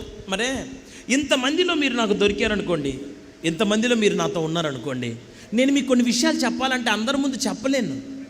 నీకు ఎవ్వరికి చెప్పని విషయం చెప్పమని, మీట్ మీ పర్సనల్లీ, వ్యక్తిగతంగా వచ్చి నువ్వు నన్ను కలవాలి. అప్పుడు నీకు కొన్ని విషయాలు చెప్తా. అట్లా ఉండద్దు, ఇట్లా ఉండాలా, పలానోళ్ళు ఇట్లా, పలానోళ్ళు అట్లా, నువ్వు మాత్రం అట్లా బ్రతకడం మంచిది కాదు. మీరు ఎప్పుడు ఒకటి గుర్తుపెట్టుకోండి, మామూలుగా ఒక మనిషి నీకు అన్ని విషయాలు చెప్పాలి అంటే ఒంటరిగా నువ్వు పోవాలైతే, మరి నీకు దేవుడు కొన్ని విషయాలు చెప్పాలంటే అందరితో పాటు అంటే, అవునయ్యా, నిజమేనాయనా, పరమతండ్రి, ఇంతేగా? నలుగురితో కలిసి నువ్వు చేసిన ప్రార్థనలో నీతో దేవుడు ఏం మాట్లాడాలా? ఒంటరిగిలి ఆయన పాదాలు పట్టుకో, నీవు నన్ను ఆశీర్వదించితేనే కానీ నేను నిన్ను వదలను, విడువనయ్యా, విడిచిపెట్టనయ్యా. యాకోబు ఆశీర్వాదం అడుగుతాడు. యాకోబు ఆశీర్వాదం ఏంది? గొర్రెలు ఉన్నాయి, గొడ్లు ఉన్నాయి, ఆస్తిపాస్తులు ఉన్నాయి, ఒకళ్ళకి ఇద్దరు భార్యలు ఉన్నారు. ఇంకా ఆశీర్వాదం ఏం కావాలి ఆయనకి? ఆశీర్వాదం ఆస్తిలో లేదు, ఆశీర్వాదం భార్యలో లేదు, ఆశీర్వాదం అంతస్తులో లేదు, ఆశీర్వాదం పనివారంలో లేదు, ఆశీర్వాదం దేవుని పాదాల దగ్గర ఉందని గ్రహించాడు యాకోబుని దేవుడు ఏం చేశాడు? ఇశ్రాయేలుగా అనండి అందరూ, కొంచెం గట్టిగా చెప్పండి. ఈ రోజున మీరు కూడా లెక్కకు మించిన ఆశీర్వాదాలు మీ జీవితంలో అనుభవించాలని నా దేవుడు కోరుకుంటున్నాడు. ఆయన నామములో మీరందరూ ఆశీర్వదించబడుదురు గాక అనగానే అని ఎగేస్తారు. మీరు ఇప్పుడు అంటారు, నన్ను కూడా ఎగేస్తారు. మీరు దీవించబడుదురు గాక 10 మంది ఎగబడి తన్నినట్టు అంటారు నన్ను. నేనేమంటానంటే, ఆశీర్వదించబడుదురు గాక అనగానే ఆశీర్వాదం రాదు. ఆశీర్వదించబడటానికి నువ్వు ప్రార్థించే బిడ్డగా ఈ పూట నుంచి నువ్వు మిగిలిపోదువు గాక. యేసయ్య తన శిష్యులకి, నాన్న మీరు ఎక్కడికైనా వెళ్ళినప్పుడు, మీరు మీటింగ్స్కి వెళ్ళినప్పుడు మీకు వాటర్ బాటిల్ ఒకటి ఇవ్వాలి. వాటర్ బాటిల్ కాదు, వాటర్ బాటిల్ ఇలా మూత తీసి మీకు పక్కన వాళ్ళు ఇస్తారు. వేణు ఇలా చూడండి, ఇలా నాకు ఇవ్వు, ఇలా ఇవ్వు, ఇలా తీసుకోవాలి, అందరి ముందే ఇలా తాగాలి. థమ్స్అప్ బ్యాడ్ లాగా. నా మూతి కూడా చూడండి అందర.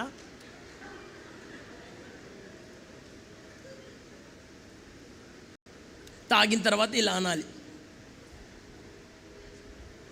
ఇట్లా పెట్టి ఇలా ఇస్తే ఆయనే మూత పెట్టుకో విన్నుక విట్టుకోరా. అయిపోయిన తర్వాత వెళ్ళమ్మా అని చెప్పాలి. ఇదే చెప్పాడా యేసయ్య? బాటిల్ మూతలు తీయటం, మధ్యలో హల్లెలూయా హల్లెలూయా ప్రైజ్ గాడ్ చెప్పండి. ఈయన చెప్పింది ఎచ్చులు బట్ట నేర్పించిన వాళ్ళకి నోరు మూసుకొని ప్రార్థన చేసుకోపోయింటారు అని చెప్పిండు. మరి ఫస్ట్ పాయింట్ ఏంటంటే, ఫస్ట్ పాయింట్ స్క్రీన్ మీద ఏంటమ్మా ఫస్ట్ పాయింట్ ఏంటి? ఫోకస్.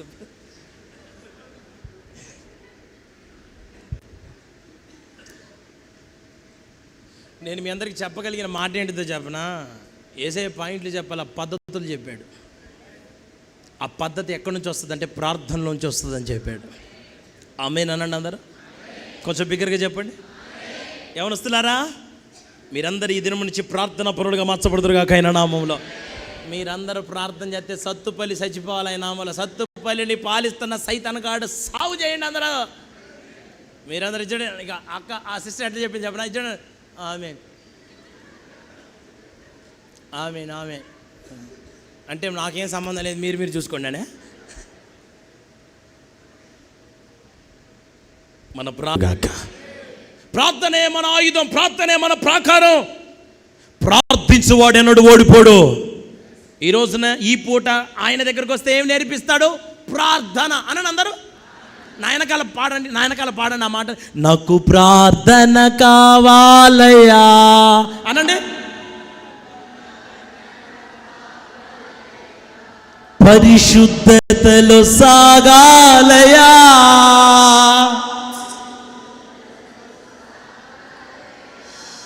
నాకు ప్రార్థన కావాలయ్యా,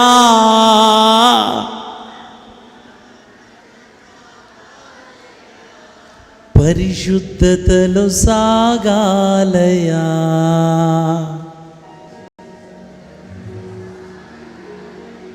కలిసి పడదాం. పరిశుద్ధతలో ఏమున్నది? విజయకరమైన స్థితియే కదా. ప్రార్థించుటలో ఏమున్నది? సింహముల మధ్య ఘనతే కదా. కలిసి పరిశుద్ధతలో ఏమున్నది?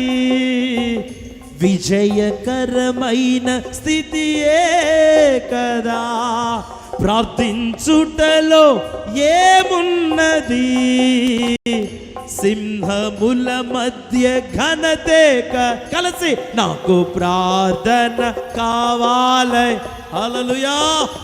పరిశుద్ధతలో సాగాలి. నాకు ప్రార్థన,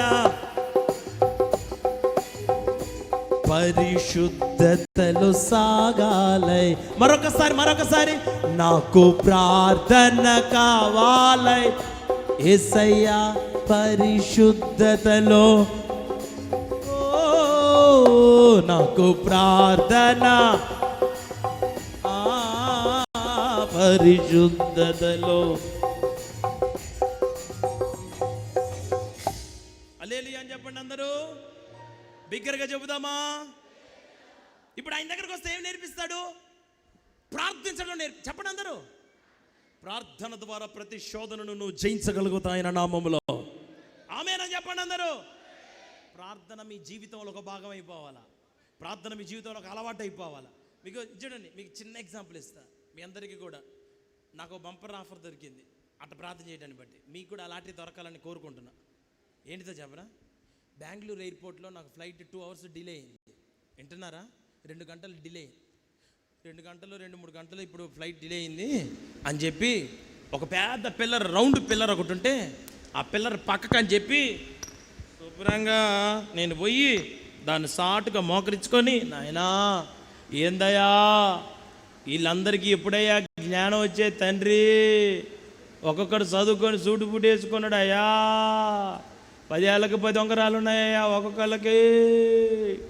ఒక్కొక్కరి దగ్గర కమ్మటి వాసన వస్తుంది తండ్రి, మంచి మంచి సెంట్లు కొట్టుకున్నారు నాయనా తండ్రి, మంచి మంచి భోజనాలు చేస్తున్నారయ్యా 3 గంటలు దొరికేసరికి నాయను, ఒక్కడికి రక్షణ లేదు తండ్రి, నీ బిడ్డల్ని రక్షించయ్యా, నీ బిడ్డలు రక్షించబడాలి ప్రభువా. వారి ఆత్మ నరకములో కనపడకూడదు నాయన. ఎయిర్పోర్ట్ అంతా నీ స్వాధీనంలోనికి తీసుకో తండ్రి. ఎయిర్పోర్ట్లో ఉన్న ప్రతి ఒక్కడు నీ రక్తములో కడగబడాలి ప్రభువా అని నేను ఏడుచుకుంటూ ప్రార్థన చేస్తున్నా. ప్రార్థన చేస్తుంటే నేను ఏడుస్తున్నప్పటి నుంచి చూస్తున్నంట ఒక ఆయన అట్లా టెడ్డీ బేర్ని చూసినట్టు చూశాడు నన్నే. కొద్దిసేపటికి నా దగ్గరికి వచ్చాడు. వచ్చి అన్నాడు, హలో ఎక్స్క్యూజ్ మీ. నేను ఏడుస్తున్నా. మీతో ఒక విషయం చెప్తా, లేవండి అను. చెప్పండి సార్. ఏంటి, ఎందుకు ఏడుస్తున్నారు? ఏం లేదులేండి, నేను పాస్టర్ గారిని ప్రేయర్ చేసాను. లేదు, పాస్టర్ గారి కంటే కష్టాలు ఉండవా? చెప్పండి, పర్వాలేదు, ఎందుకు ఏడుస్తున్నారు? బో, ఎంత ప్రేమరా నా మీద నీకు. నశించిన దాన్ని అదికి రక్షించడానికి వచ్చినావు. ఏం లేదా, నాకే బాధ లేవు, బాగానే ఉన్నాడు. కాదు, చెప్పాలి ఎందుకు ఏడుస్తున్నారో. నేనన్నా నీకోసం ఏడుస్తున్నానని చెప్పి. నేనేం చేశాను? నేను నిన్నేం చేశాను? ఏం చేయట్లేదని ఏడుతున్నాను. నేనేం చేయాలి? యేసుప్రభువు నమ్ముకోవాలి. మేము అది కాదు, అదే కావాలి. అది కాకపోతే నువ్వు పోతావు, నరకానికే పోతావు, అక్కడ కాలిపోతావు, చాలా ఇబ్బందులు పడతావు. నీ వల్ల కాదు, నువ్వు తట్టుకోలేవు అని అంటే ఆయన అంటున్నాడు, నేను ఇంటికి వెళ్ళిన తర్వాత చర్చికి వెళ్ళి నీకు ఫోటో పెడతా, కానీ నువ్వు మాత్రం ఏడవ నాకు బాధగా ఉంది. ఖచ్చితంగా వెళ్తారా? ఖచ్చితంగా. ఒక విషయం చెప్పరండి, అక్కడ నుంచి నేను మీటింగ్కి వెళ్ళాలి. ఎయిర్పోర్ట్లో దిగాము. నన్ను తీసుకొని వెళ్ళే పాస్టర్ గారి కారు ట్రాఫిక్లో ఇరుక్కొని పోయింది. ఆయన కోసం బెంచ్ కారు వచ్చింది. నేను బయటకు వచ్చా, ఆయనతో పని లేకుండా నేను వచ్చేసా. ఆయన వచ్చాడు. నేను బయట నిలబడి చూస్తున్నా కారు కోసం. హలో పాస్టర్ గారు అంటే అయ్యా అని అంబులెన్స్ ఆరని కొట్టినాడు, కొడుతున్నా ఆయన. అయ్యా ట్రాఫిక్ అయ్యా వద్దు, నేను అయ్యా నీకు దండం పెట్ట, వద్దు తండ్రి, నువ్వు నాకు చెప్పొద్దులే, అర్థమైంది. ట్రాఫిక్లో ఆగినవా, సరే నిదానంగానే రా, ఇక్కడ ఎయిర్పోర్ట్లోనే ఉన్నాలే, ఇక్కడ వెహికల్స్ వచ్చే దగ్గరే ఉన్నాను, పర్వాలేదు వచ్చేసి అని చెప్పి నేను నిలబడి ఉంటే ఈయన నన్ను చూడండి, కార్ డోర్ తీశాడు, ఇట్లా ఎక్కి కూర్చున్నాడు, డోర్ వేసాడు, ఇటు తిరిగాడు, నన్ను చూశాడు, డోర్ తీసాడు, నా దగ్గరికి వచ్చాడు. నాతో పాటు వస్తావా? నేను నీతో పాటు రావట్లేదు, నువ్వే నాతో పాటు రామని చెప్పిన. వస్తాను, కొంచెం బిజినెస్ వర్క్ మీద వచ్చి సంతోషం అని చెప్పి ఆయన కూడా మీటింగ్ తీసుకొని పోయినా. విషయం ఏందో చెప్పనా, మీటింగ్ దగ్గరికి రమ్మంటే ఆయనకు అప్పటికప్పుడు ఫోన్ వచ్చి పోయేటప్పుడు చిన్న పేపర్ ఒకటి ఇచ్చాడు. ఆ పేపర్ అది తీసుకోండి, చిన్నది, మీ మీద ప్రేమతో చాలా మంచిగా అనిపించింది, మిమ్మల్ని చూస్తే అని. ఏంద్రీ ఎట మాట్లాడతారు, ఏమొచ్చింది నాయన అని చెప్పి చూస్తే నాకు చెక్ రాసి ఇచ్చింది 80,000 రూపాయలు. 80 ప్రసంగం చేయలా, వాక్యం చెప్పలా, ప్రార్థనకి ఆ మనసు కరిగిపోయి 80 దాకా కరిగింది. మనసు 80 కరిగింది నాయన. ప్రార్థనకు అసాధ్యమైన కార్యం ఏది లేదు. స్తోత్రం చెప్పు గట్టిగా, చెప్పండి, బిగ్గరగా చెప్పండి. అమ్మా యవనస్తులు, నానా అమ్మా, నీ వివాహ జీవితంలో కానీ నీ ఆత్మీయ జీవితంలో కానీ ప్రార్థన నిర్లక్ష్యం చేయి. మాకు ఆయన దగ్గరికి రా, నిన్ను ఒక ప్రార్థన పరుడిగా చూడాలని నా ప్రభు ఈ పూట కోరుకుంటున్నాడు ఆయన నామంలో. బిగ్గరగా చెప్పండి, అందరు గట్టిగా, కొంచెం బిగ్గరగా చెప్పండి. హెబ్రీయులకు రాసిన పత్రిక 5వ అధ్యాయం 8వ వచనం. Hebrews chapter 5 verse 8. 5:8 హెబ్రీ. ఇంతసేపా ఆయన కుమారుడై ఉండియో తాను పొందిన శ్రమల వలన విధేయత నేర్చుకునేను. ఏంటిదంట? విధేయతను ఆయన కుమారుడై ఉండియు తాను పొందిన శ్రమల వలన విధేయతను నేర్చుకునేను. ఫిలిప్పీ 2:8 చదువు. ఫిలిప్పీ 2:8. మరియు ఆయన ఆకారమందు మనుషుడు కనబడి మరణము పొందునంతగా అనగా సిలువ మరణము పొందునంతగా విధేయత చూపిన వాడై తన్ను తాను తగ్గించుకొనెను. హల్లెలూయా చెప్పండి అందరూ, కొంచెం గట్టి చెప్పాలా. ఇక్కడ యేసయ్య నేర్పించే దాంట్లో ఒకటి నేర్చుకున్నాడని రాశారు బైబిల్లో. చూడండి మీరు, నేను నా యొద్దకు రండి, నా యొద్దకు వచ్చి నా కాడి ఎత్తుకొని నా యొద్ద నేర్చుకోండి అన్నాడు కదా. ఇప్పటి వరకు నేర్చుకోండి అని రాస్తే ఇక్కడ హెబ్రీ 5:8 ఏమనుంది? తాను పొందిన శ్రమల వలన విధేయతను. ఏమి నేర్చుకున్నాడు యేసయ్య చెప్పండి అందరూ. అమ్మ యవనస్తులు ఏమి నేర్చుకున్నాడు? ఈరోజు చాలా సంఘాల్లో యవనస్తులు ఏం నేర్చుకుంటున్నారు చెప్పనా? ఇది చూడండి, మొన్న ఈ మధ్య ఒక మీటింగ్కి వెళ్ళాను. అక్కడ మన మధ్యలో శాంసన్ అనే తమ్ముడు వస్తాడు. తమ్ముడు వచ్చి ఒక పాట పాడతాడు. ఇది చూడండి, ఆ తమ్ముడు పాట పాడుతున్నాడు. నిరంతరం నీతో జీవించాలనే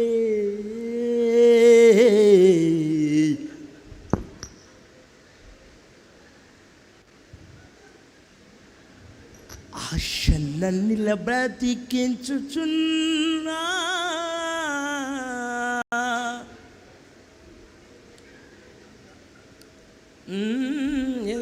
పిచ్చెక్కుతుంది అనుక మామూలుగా బాగా అనుకుంటారేమో మీరు.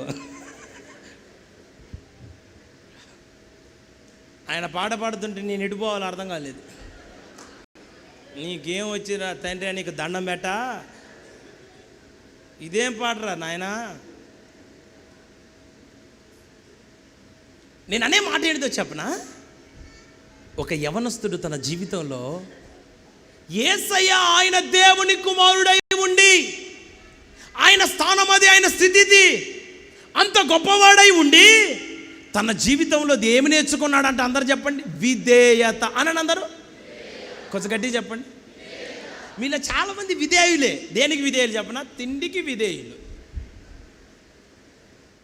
ఆ ముక్క కూడా నశించిన దానిని కూడా తీసుకురా, దానిని వేసి నన్ను రక్షించు.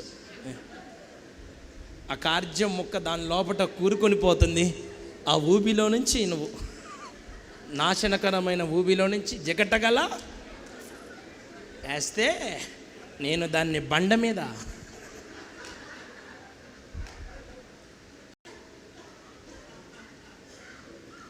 నేను అన్నమాట అర్థమవుతుందా కావట్లేదా మీ అందరికీ? తిండికి బానిసలు ఉన్నారు, విధేయులు ఉన్నారు. నిద్రకు విధేయులు. కొంతమంది ఎప్పుడు పండుకుంటారు, ఎప్పుడు లేస్తారు, యవనస్తులు వాళ్ళకే తెలియదు. 12 గంటలు లేవను కూడా లేవరు.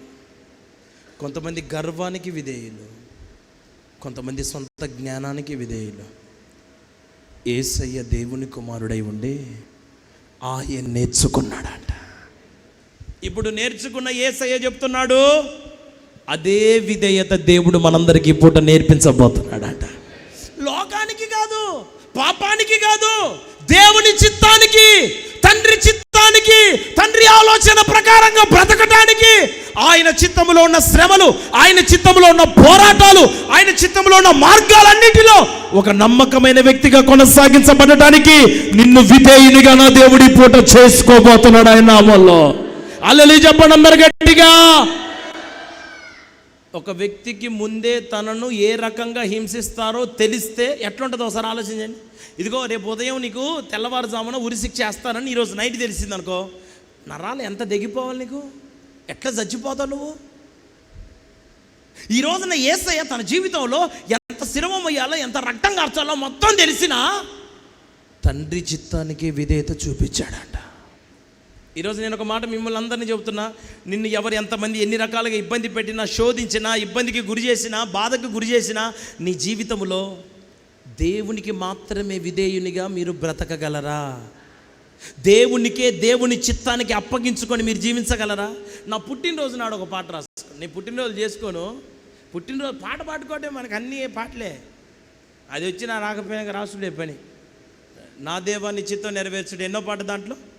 చూడండి ఒక వచ్చిన మళ్ళీ తొందరగా దేవుని స్తోత్రం నాయనా హల్లెలూయా. ఎన్నో పాట, నా దేవా నీ చిత్తము నెరవేర్చుట నాకు సంతోషం. 19 అండి, 19వ నెంబర్ పాట. ఓకే.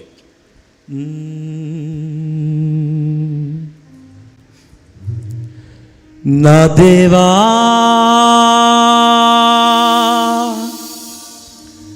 నీ చిత్తము నెరవేర్చుట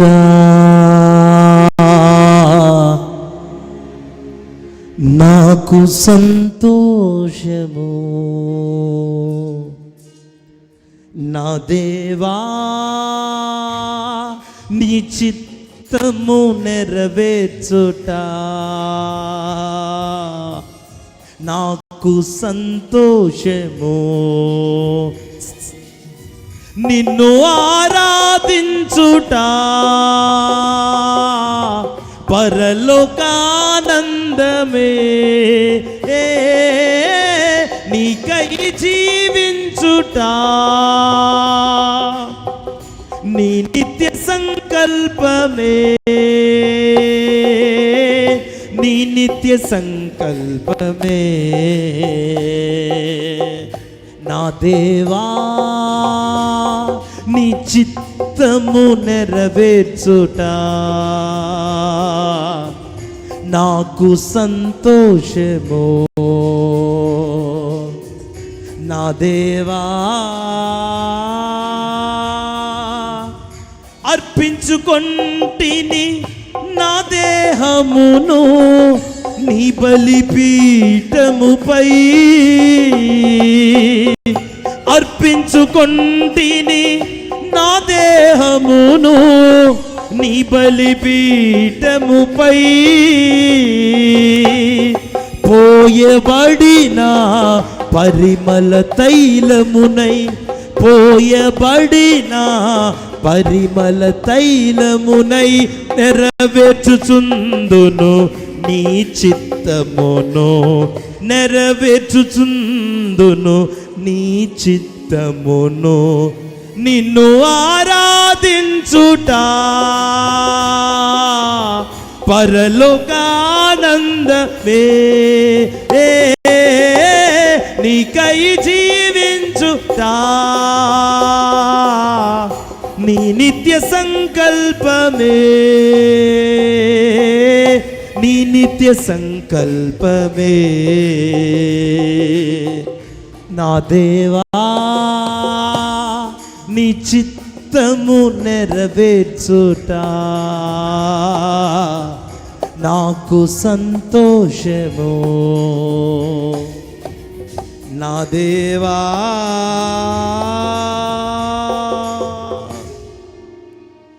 హల్లెలూయా చెప్పండి అందరు గట్టిగా.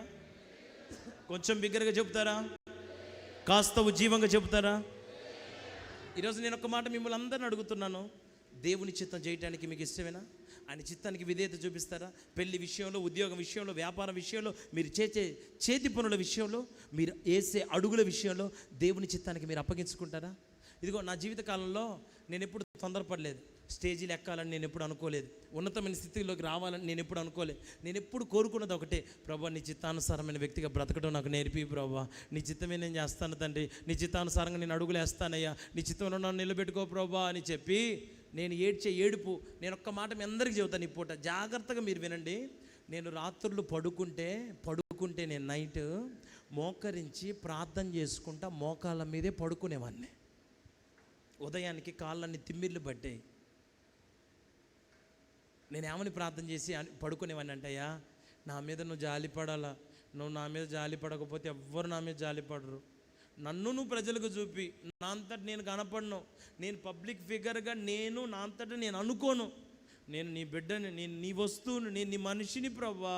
నేను నీ చిత్తానికి అప్పగించుకుంటా తండ్రి అని నా జీవితాన్ని దేవుని చిత్తానికి అప్పగించుకొనటం ప్రారంభిస్తే, నేను మొట్టమొదటి మీటింగ్, నన్ను మీటింగ్ పిలిచినటువంటి మొట్టమొదటి మీటింగ్ గండిగుంట రాజబాబాయ్ గారు, ఆనంద్ జయకుమార్ గారు, చిలకలగూడ డేవిడ్ రాజయ్య గారు, తర్వాత మన ఇంకెవరు? ఇంకా సురేష్ గారు, రామగుండం సురేష్ గారు, వాళ్ళల్లో ఒక స్పీకర్ ఎర్నెస్ట్ పాల్. చాలా చిన్న వయసులో అంత పెద్ద పెద్ద దైవజనులతో మొట్టమొదటి, అందుకోసం ఇప్పటికి నా డీపీ అదే పెట్టి ఉంచాను. నేను గొప్పోన్నని కాదు, ఆయన చిత్తానికి అప్పగించుకున్నందుకు దేవుడు నన్ను ఆ స్థితిలో నిలవబెట్టి వాడుకోవటం ప్రారంభించాడు. ఈరోజు యవనస్తులారా, మీ జీవితంలో దేవుని చిత్తం చేయడం నేర్చుకుంటారా? దేవుని చిత్తం చేయడానికి అప్పగించుకుంటారా? ఇదిగో ఆయన అంటున్నాడు, నేను సాత్వికుడును దీన మనసు గలవాడను కనుక మీ మీద నా కాడి ఎత్తుకొని నా యొద్ద ఏం నేర్పిస్తాడంట ఈ పూట నీకు? ఏం నేర్పిస్తాడంటండి? విధేయత. అనండి, అందరూ అనండి, కొంచెం గట్టిగా చెప్పండి. నువ్వు దేవునికి విధేయుడు అయితే బాప్తిసం తీసుకున్నావా? యేసయ్య పాపం లేనివాడు కదా, యేసయ్య పరిశుద్ధుడు కదా, మరి యేసయ్య బాప్తిసం తీసుకున్నాడా? మత్తయి సువార్త 3వ అధ్యాయం 16వ వచనం. మత్తయి సువార్త 3:16 త్వరగా చదవండి. యేసు బాప్తిసం పొందిన వెంటనే నీళ్ళ నుండి ఒడ్డుకు వచ్చెను. ఇదిగో ఆకాశము తెరవబడెను, దేవుని ఆత్మ పావురం వలె దిగి తన మీదకి వచ్చుట చూచెను. హల్లెలూయా చెప్పండి అందరు గట్టిగా. నా వైపు చూడండి. యేసయ్య ఏం చేశాడండి ఇక్కడ? బాప్తిస్మం తీసుకున్నాడు. అన్న నా మాట అనండి. ఎవరు తీసుకుంది? యేసయ్యకే బాప్తిసం అవసరం అయితే మరి మనకి బాప్తిసం తీసుకోవాలా లేదా? నా దగ్గరకు ఒక తమ్ముడు వచ్చాడు, బాప్తిసం తీసుకోవడానికే వచ్చాడు. వచ్చి బైబిల్ పట్టుకొని నిలబడ్డాడు. బాబు నువ్వు కూడా బాప్తిసం తీసుకుంటాను అన్నయ్య. అన్నయ్య మరి మీ చెవులో ఒక మాట చెప్తాను, ఎవరితో చెప్పొద్దు. చెప్పు నాన్న. ఏంటిదానా?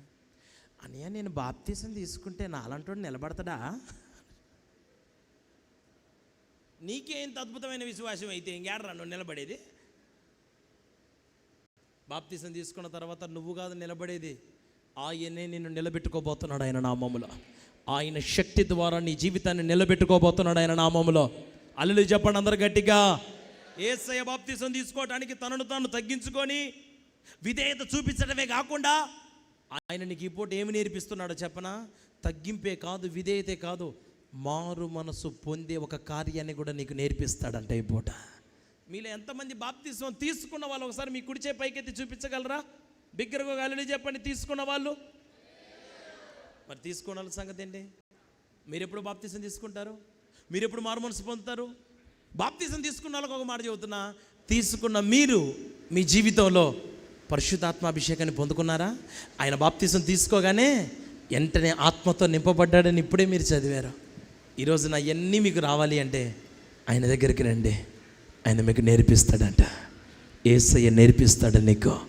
లోకానికి వేరే బ్రతకటం నేర్పిస్తాడు, పాపాన్ని జయించటం నేర్పిస్తాడు, ఆయన చిత్తానికి విధేయతతో నడిపించబడటం నేర్పిస్తాడు, ప్రార్థించటం నేర్పిస్తాడు, నీ జీవితంలో పరిశుద్ధంగా బ్రతకటం నేర్పిస్తాడు. నీ జీవిత కాలంలో లోకమంతటిని విడిచిపెట్టి ఆయన వెంబడి నడిపించబడగలిగిన వ్యక్తిగా నిన్ను మార్చటం నీకు నేర్పిస్తాడు. ఈ రోజున ఆ విధమైన మనసుతో నింపబడిన దేవుని బిడ్డలుగా మీరు మార్చబడితే మీరు ఈ పూట ఒక్క నిర్ణయం తీసుకోండి. ప్రభువా నువ్వు నాకు నేర్పిస్తావంట, నేను నీ వెనకాల రావటానికి, నిన్నే వెంబడించడానికి, నీ పాదాలే పట్టుకోవటానికి నాకు కృపను దయచేయండి. ప్రార్థన చేయలేకపోతున్నాను, నేర్పించు నాయన. పరిశుద్ధంగా బ్రతకలేకపోతున్నాను, నేర్పించయ్యా. ఇంకా బాప్తిసం ఎన్ని ప్రసంగాలు విన్నా, ఎన్ని వర్తమానాలు విన్నా, నా ఇంట్లో నా తల్లిదండ్రులు ఆత్మీయులైనా నేను ఈ మారుమనసు పొందలేకపోతున్నాను, నాకు నేర్పించు ప్రభా. నేను మారుమనసు పొందుతానయ్యా, యోగ్యంగా నీకోసం బ్రతుకుతానయ్యా, అద్భుతమైన వ్యక్తిగా నీ సన్నిధిలోనే కొనసాగించబడతానయ్యా, నాకు నేర్పించు ప్రభా. నన్ను ఒక యోగ్యమైన బిడ్డగా నన్ను చేయండి నాయన. మరణము పొందినంతగా విధేయత చూపిన వాడై తను తాను తగ్గించుకున్నావు కదా, నీకే అంత తగ్గింపు ఉంటే నాకు కూడా తగ్గింపు కావాలి. యవన కాలంలో నాకు కొంచెం కోపం ఎక్కువ ఉందయ్యా, విధేయత నాలో లేదయ్యా, నీ మాటలంటే కోపగించుకుంటున్నాను, ప్రార్థనా జీవితాన్ని కోపగించుకుంటున్నాను, పరిశుద్ధతను అసహించుకుంటున్నాను, లోకాన్ని పాపాన్ని ప్రేమిస్తున్నాను, నా నిర్ణయాలన్నింటిలో ఓడిపోయిన వ్యక్తిగా మిగిలిపోయాను. దయతో ప్రభా ఈ పూట నన్ను కనికరించయ్యా, నాకు ఆ పరిశుద్ధత కావాలయ్యా, నా జీవిత కాలంలో నేను పరిశుద్ధిగా మిగిలిపోవాలయ్యా, నా శరీరానికి లోక మాలిన్యం అంటకూడదు ప్రభా, నన్ను ప్రత్యేకించయ్యా, నన్ను యోగ్యమైన బిడ్డగా చేయి ప్రభా. నేను నేర్చుకుంటానయ్యా, నాకు నేర్పించు ప్రభా, నేను నేర్చుకుంటానయ్యా, నన్ను నడిపించు ప్రభా, నేను నేర్చుకుంటానయ్యా, నాకు జయ జీవితాన్ని ప్రభా, నేను నేర్చుకుంటానయ్యా. నాకు మారు మనసు పొందే మంచి మనసుని ప్రభా నేను నేర్చుకుంటానయ్యా. నా కంటితోని కానీ నా హృదయంతో నా తలంపులలో కానీ పాపము లేని పాపభూయిష్టమైన ఈ జీవితంలో ఒక పరిశుద్ధమైన వ్యక్తిగా బ్రతికే కృప నాకు నేర్పించు ప్రభా. నేను నేర్చుకుంటాను తండ్రి. ఇక నా జీవితంలో నేను కుడికి కానీ ఎడమ కానీ తొలగిపోడు ప్రభా. నాకు నేర్పించుడైనా, నన్ను నిలవబెట్టు ప్రభా. పడిపోతున్నాడయ్యా, నాకు అడుగులు తడబడుతున్నాయి తండ్రి. నేను ఎన్నడిగా తడిపడిని ఆ జీవితంలో తొట్టిల్లిపోని వ్యక్తిగా నేను నడిపించబడతాను. నాకు ఆ కృప దయచేయండి ప్రభా. ఈ పూట మీరందరూ కలిసి ఒక్కసారి కళ్ళు మూసుకొని ఒక్కసారి దయచేసి ఒక్క నిమిషం దయచేసి లేచి నిలబడదాం. అందరం ఒక్కసారి దయచేసి లేచి నిలబడదాం. నీకు నేర్పిస్తాడంట ఈ పూట అయినా, నీకు నేర్పిస్తాడంట. తమ్ముడు పాపం మీద జయం నేర్పిస్తాడంట. చెల్లి ప్రార్థన జీవితాన్ని నేర్పిస్తాడంట. శోధనని జయించడం నేర్పిస్తాడంట. జయ జీవితం కలిగిన వ్యక్తిగా నిన్ను మారుస్తాడంట. అందరం చిన్న మాట ప్రార్థన చేసుకుందాం. మనం ముగించుకొని నేను ఈ సాగించుకోబోతున్నా. తర్వాత మరలా మనం కొనసాగించబడతాం. ఈ పూటకి మీరందరూ నోరు తెరిచి నీ రెండు చేతులు పైకెత్తి, ప్రభువా నన్ను నీ కృపతో నింపు, నాకు కూడా నేర్పించు తండ్రి, నాకు కూడా విధేయత కావాలి తండ్రి. లోకానికి పాపానికి విధేయత చూపించనయ్యా, ఇక నుంచి నీ చిత్తానికి విధేయత చూపిస్తాను. సంసోను నీ చిత్తానికి విధేయత చూపించకపోవటాన్ని బట్టి బలహీనుడైపోయాడు, గుడ్డివాడైపోయాడు. వేటిని చూస్తున్నాడు అర్థం కావట్లేదు, ఎక్కడికి వెళ్తున్నాడు అర్థం కావట్లేదు, ఎవరి వల్ల పడుకుంటున్నాడు అర్థం కావట్లేదు, ఎవరితో స్నేహం చేస్తున్నాడు అర్థం కావట్లేదు. అయ్యా ఈ రోజున నేను గుడ్డితనం నుంచి బయటికి రావాలి. నా మనోనేత్రాలు వెలిగించబడాలి ప్రభా. ఇప్పుడు నన్ను వెలిగించండి అయ్యా, ఇప్పుడు నన్ను మండించు ప్రభా. ఇప్పుడు మనందరం అడుగుదామా? ఒక మంచి తీర్మానంతో ప్రార్థన చేద్దాం. మంచి తీర్మానంతో ప్రార్థన చేస్తాం. ఒక 5 నిమిషాల్లో ముగించుకుందాం. ఒక 5 మినిట్స్లో ముగించుకుందాం. తమ్ముడు చెల్లి ఒక 5 నిమిషాల్లో మనం ముగించుకుందాం. మీరు ప్రార్థన చేసుకోండి. మీరు కూడా నోరు తెచ్చి ప్రార్థన చేసుకోండి. నాకు నేర్పించు ప్రభువా, నాకు నేర్పించు తండ్రి, నాకు నేర్పించయ్యా. మరణము పొందునంతగా విధేయత చూపిన మాదిరిని, మరణము పొందునంతగా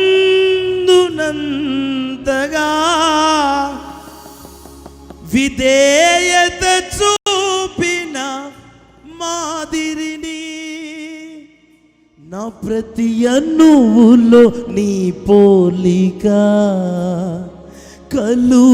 కలుగజేయుమా నా దేవా. నా ప్రతి అణువులో నీ పోలిక కలుగజేయుమా నా దేవా.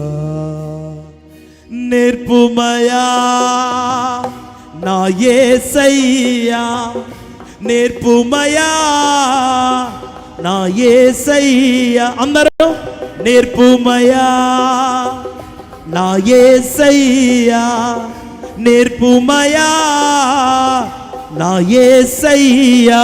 నీ కాడి మోయుట నాకు నేర్పుమయా, నీ కాడి మోయుట నాకు నేర్పుమయ. కలిసి కలిసి నేర్పుమయా నా యేసయ్యా, నేర్పుమయా నా యేస్. అందరం నేర్పుమయా నా యేసయ్యా, నేర్పుమయా నా యేసయ్యా. నీ కాడి మోయుట నాకు నేర్పుమయా, నీ కాడి మోయుట నాకు కోరుకోండి, అందరు కోరుకోండి. నీ కాడి మోయుట నాకు నేర్పుమయా, నీ కాడి మోయుట. యేసయ్యా యేసయ్యా, నీ కాడి మోయుట నాకు నేర్పుమయా.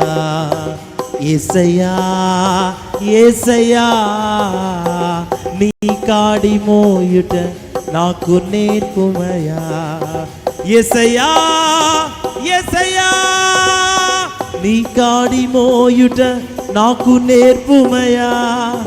యేసయ్యా యేసయ్యా, నీ కాడి మోయుట నాకు నేర్పుమయా, నీ కాడి మోయుట నాకు నేర్పుమయా, నీ కాడి మోయుట నాకు నేర్పుమయా, నీ కాడి మోయుట నాకు నేర్పుమయా, నీ కాడి మోయుట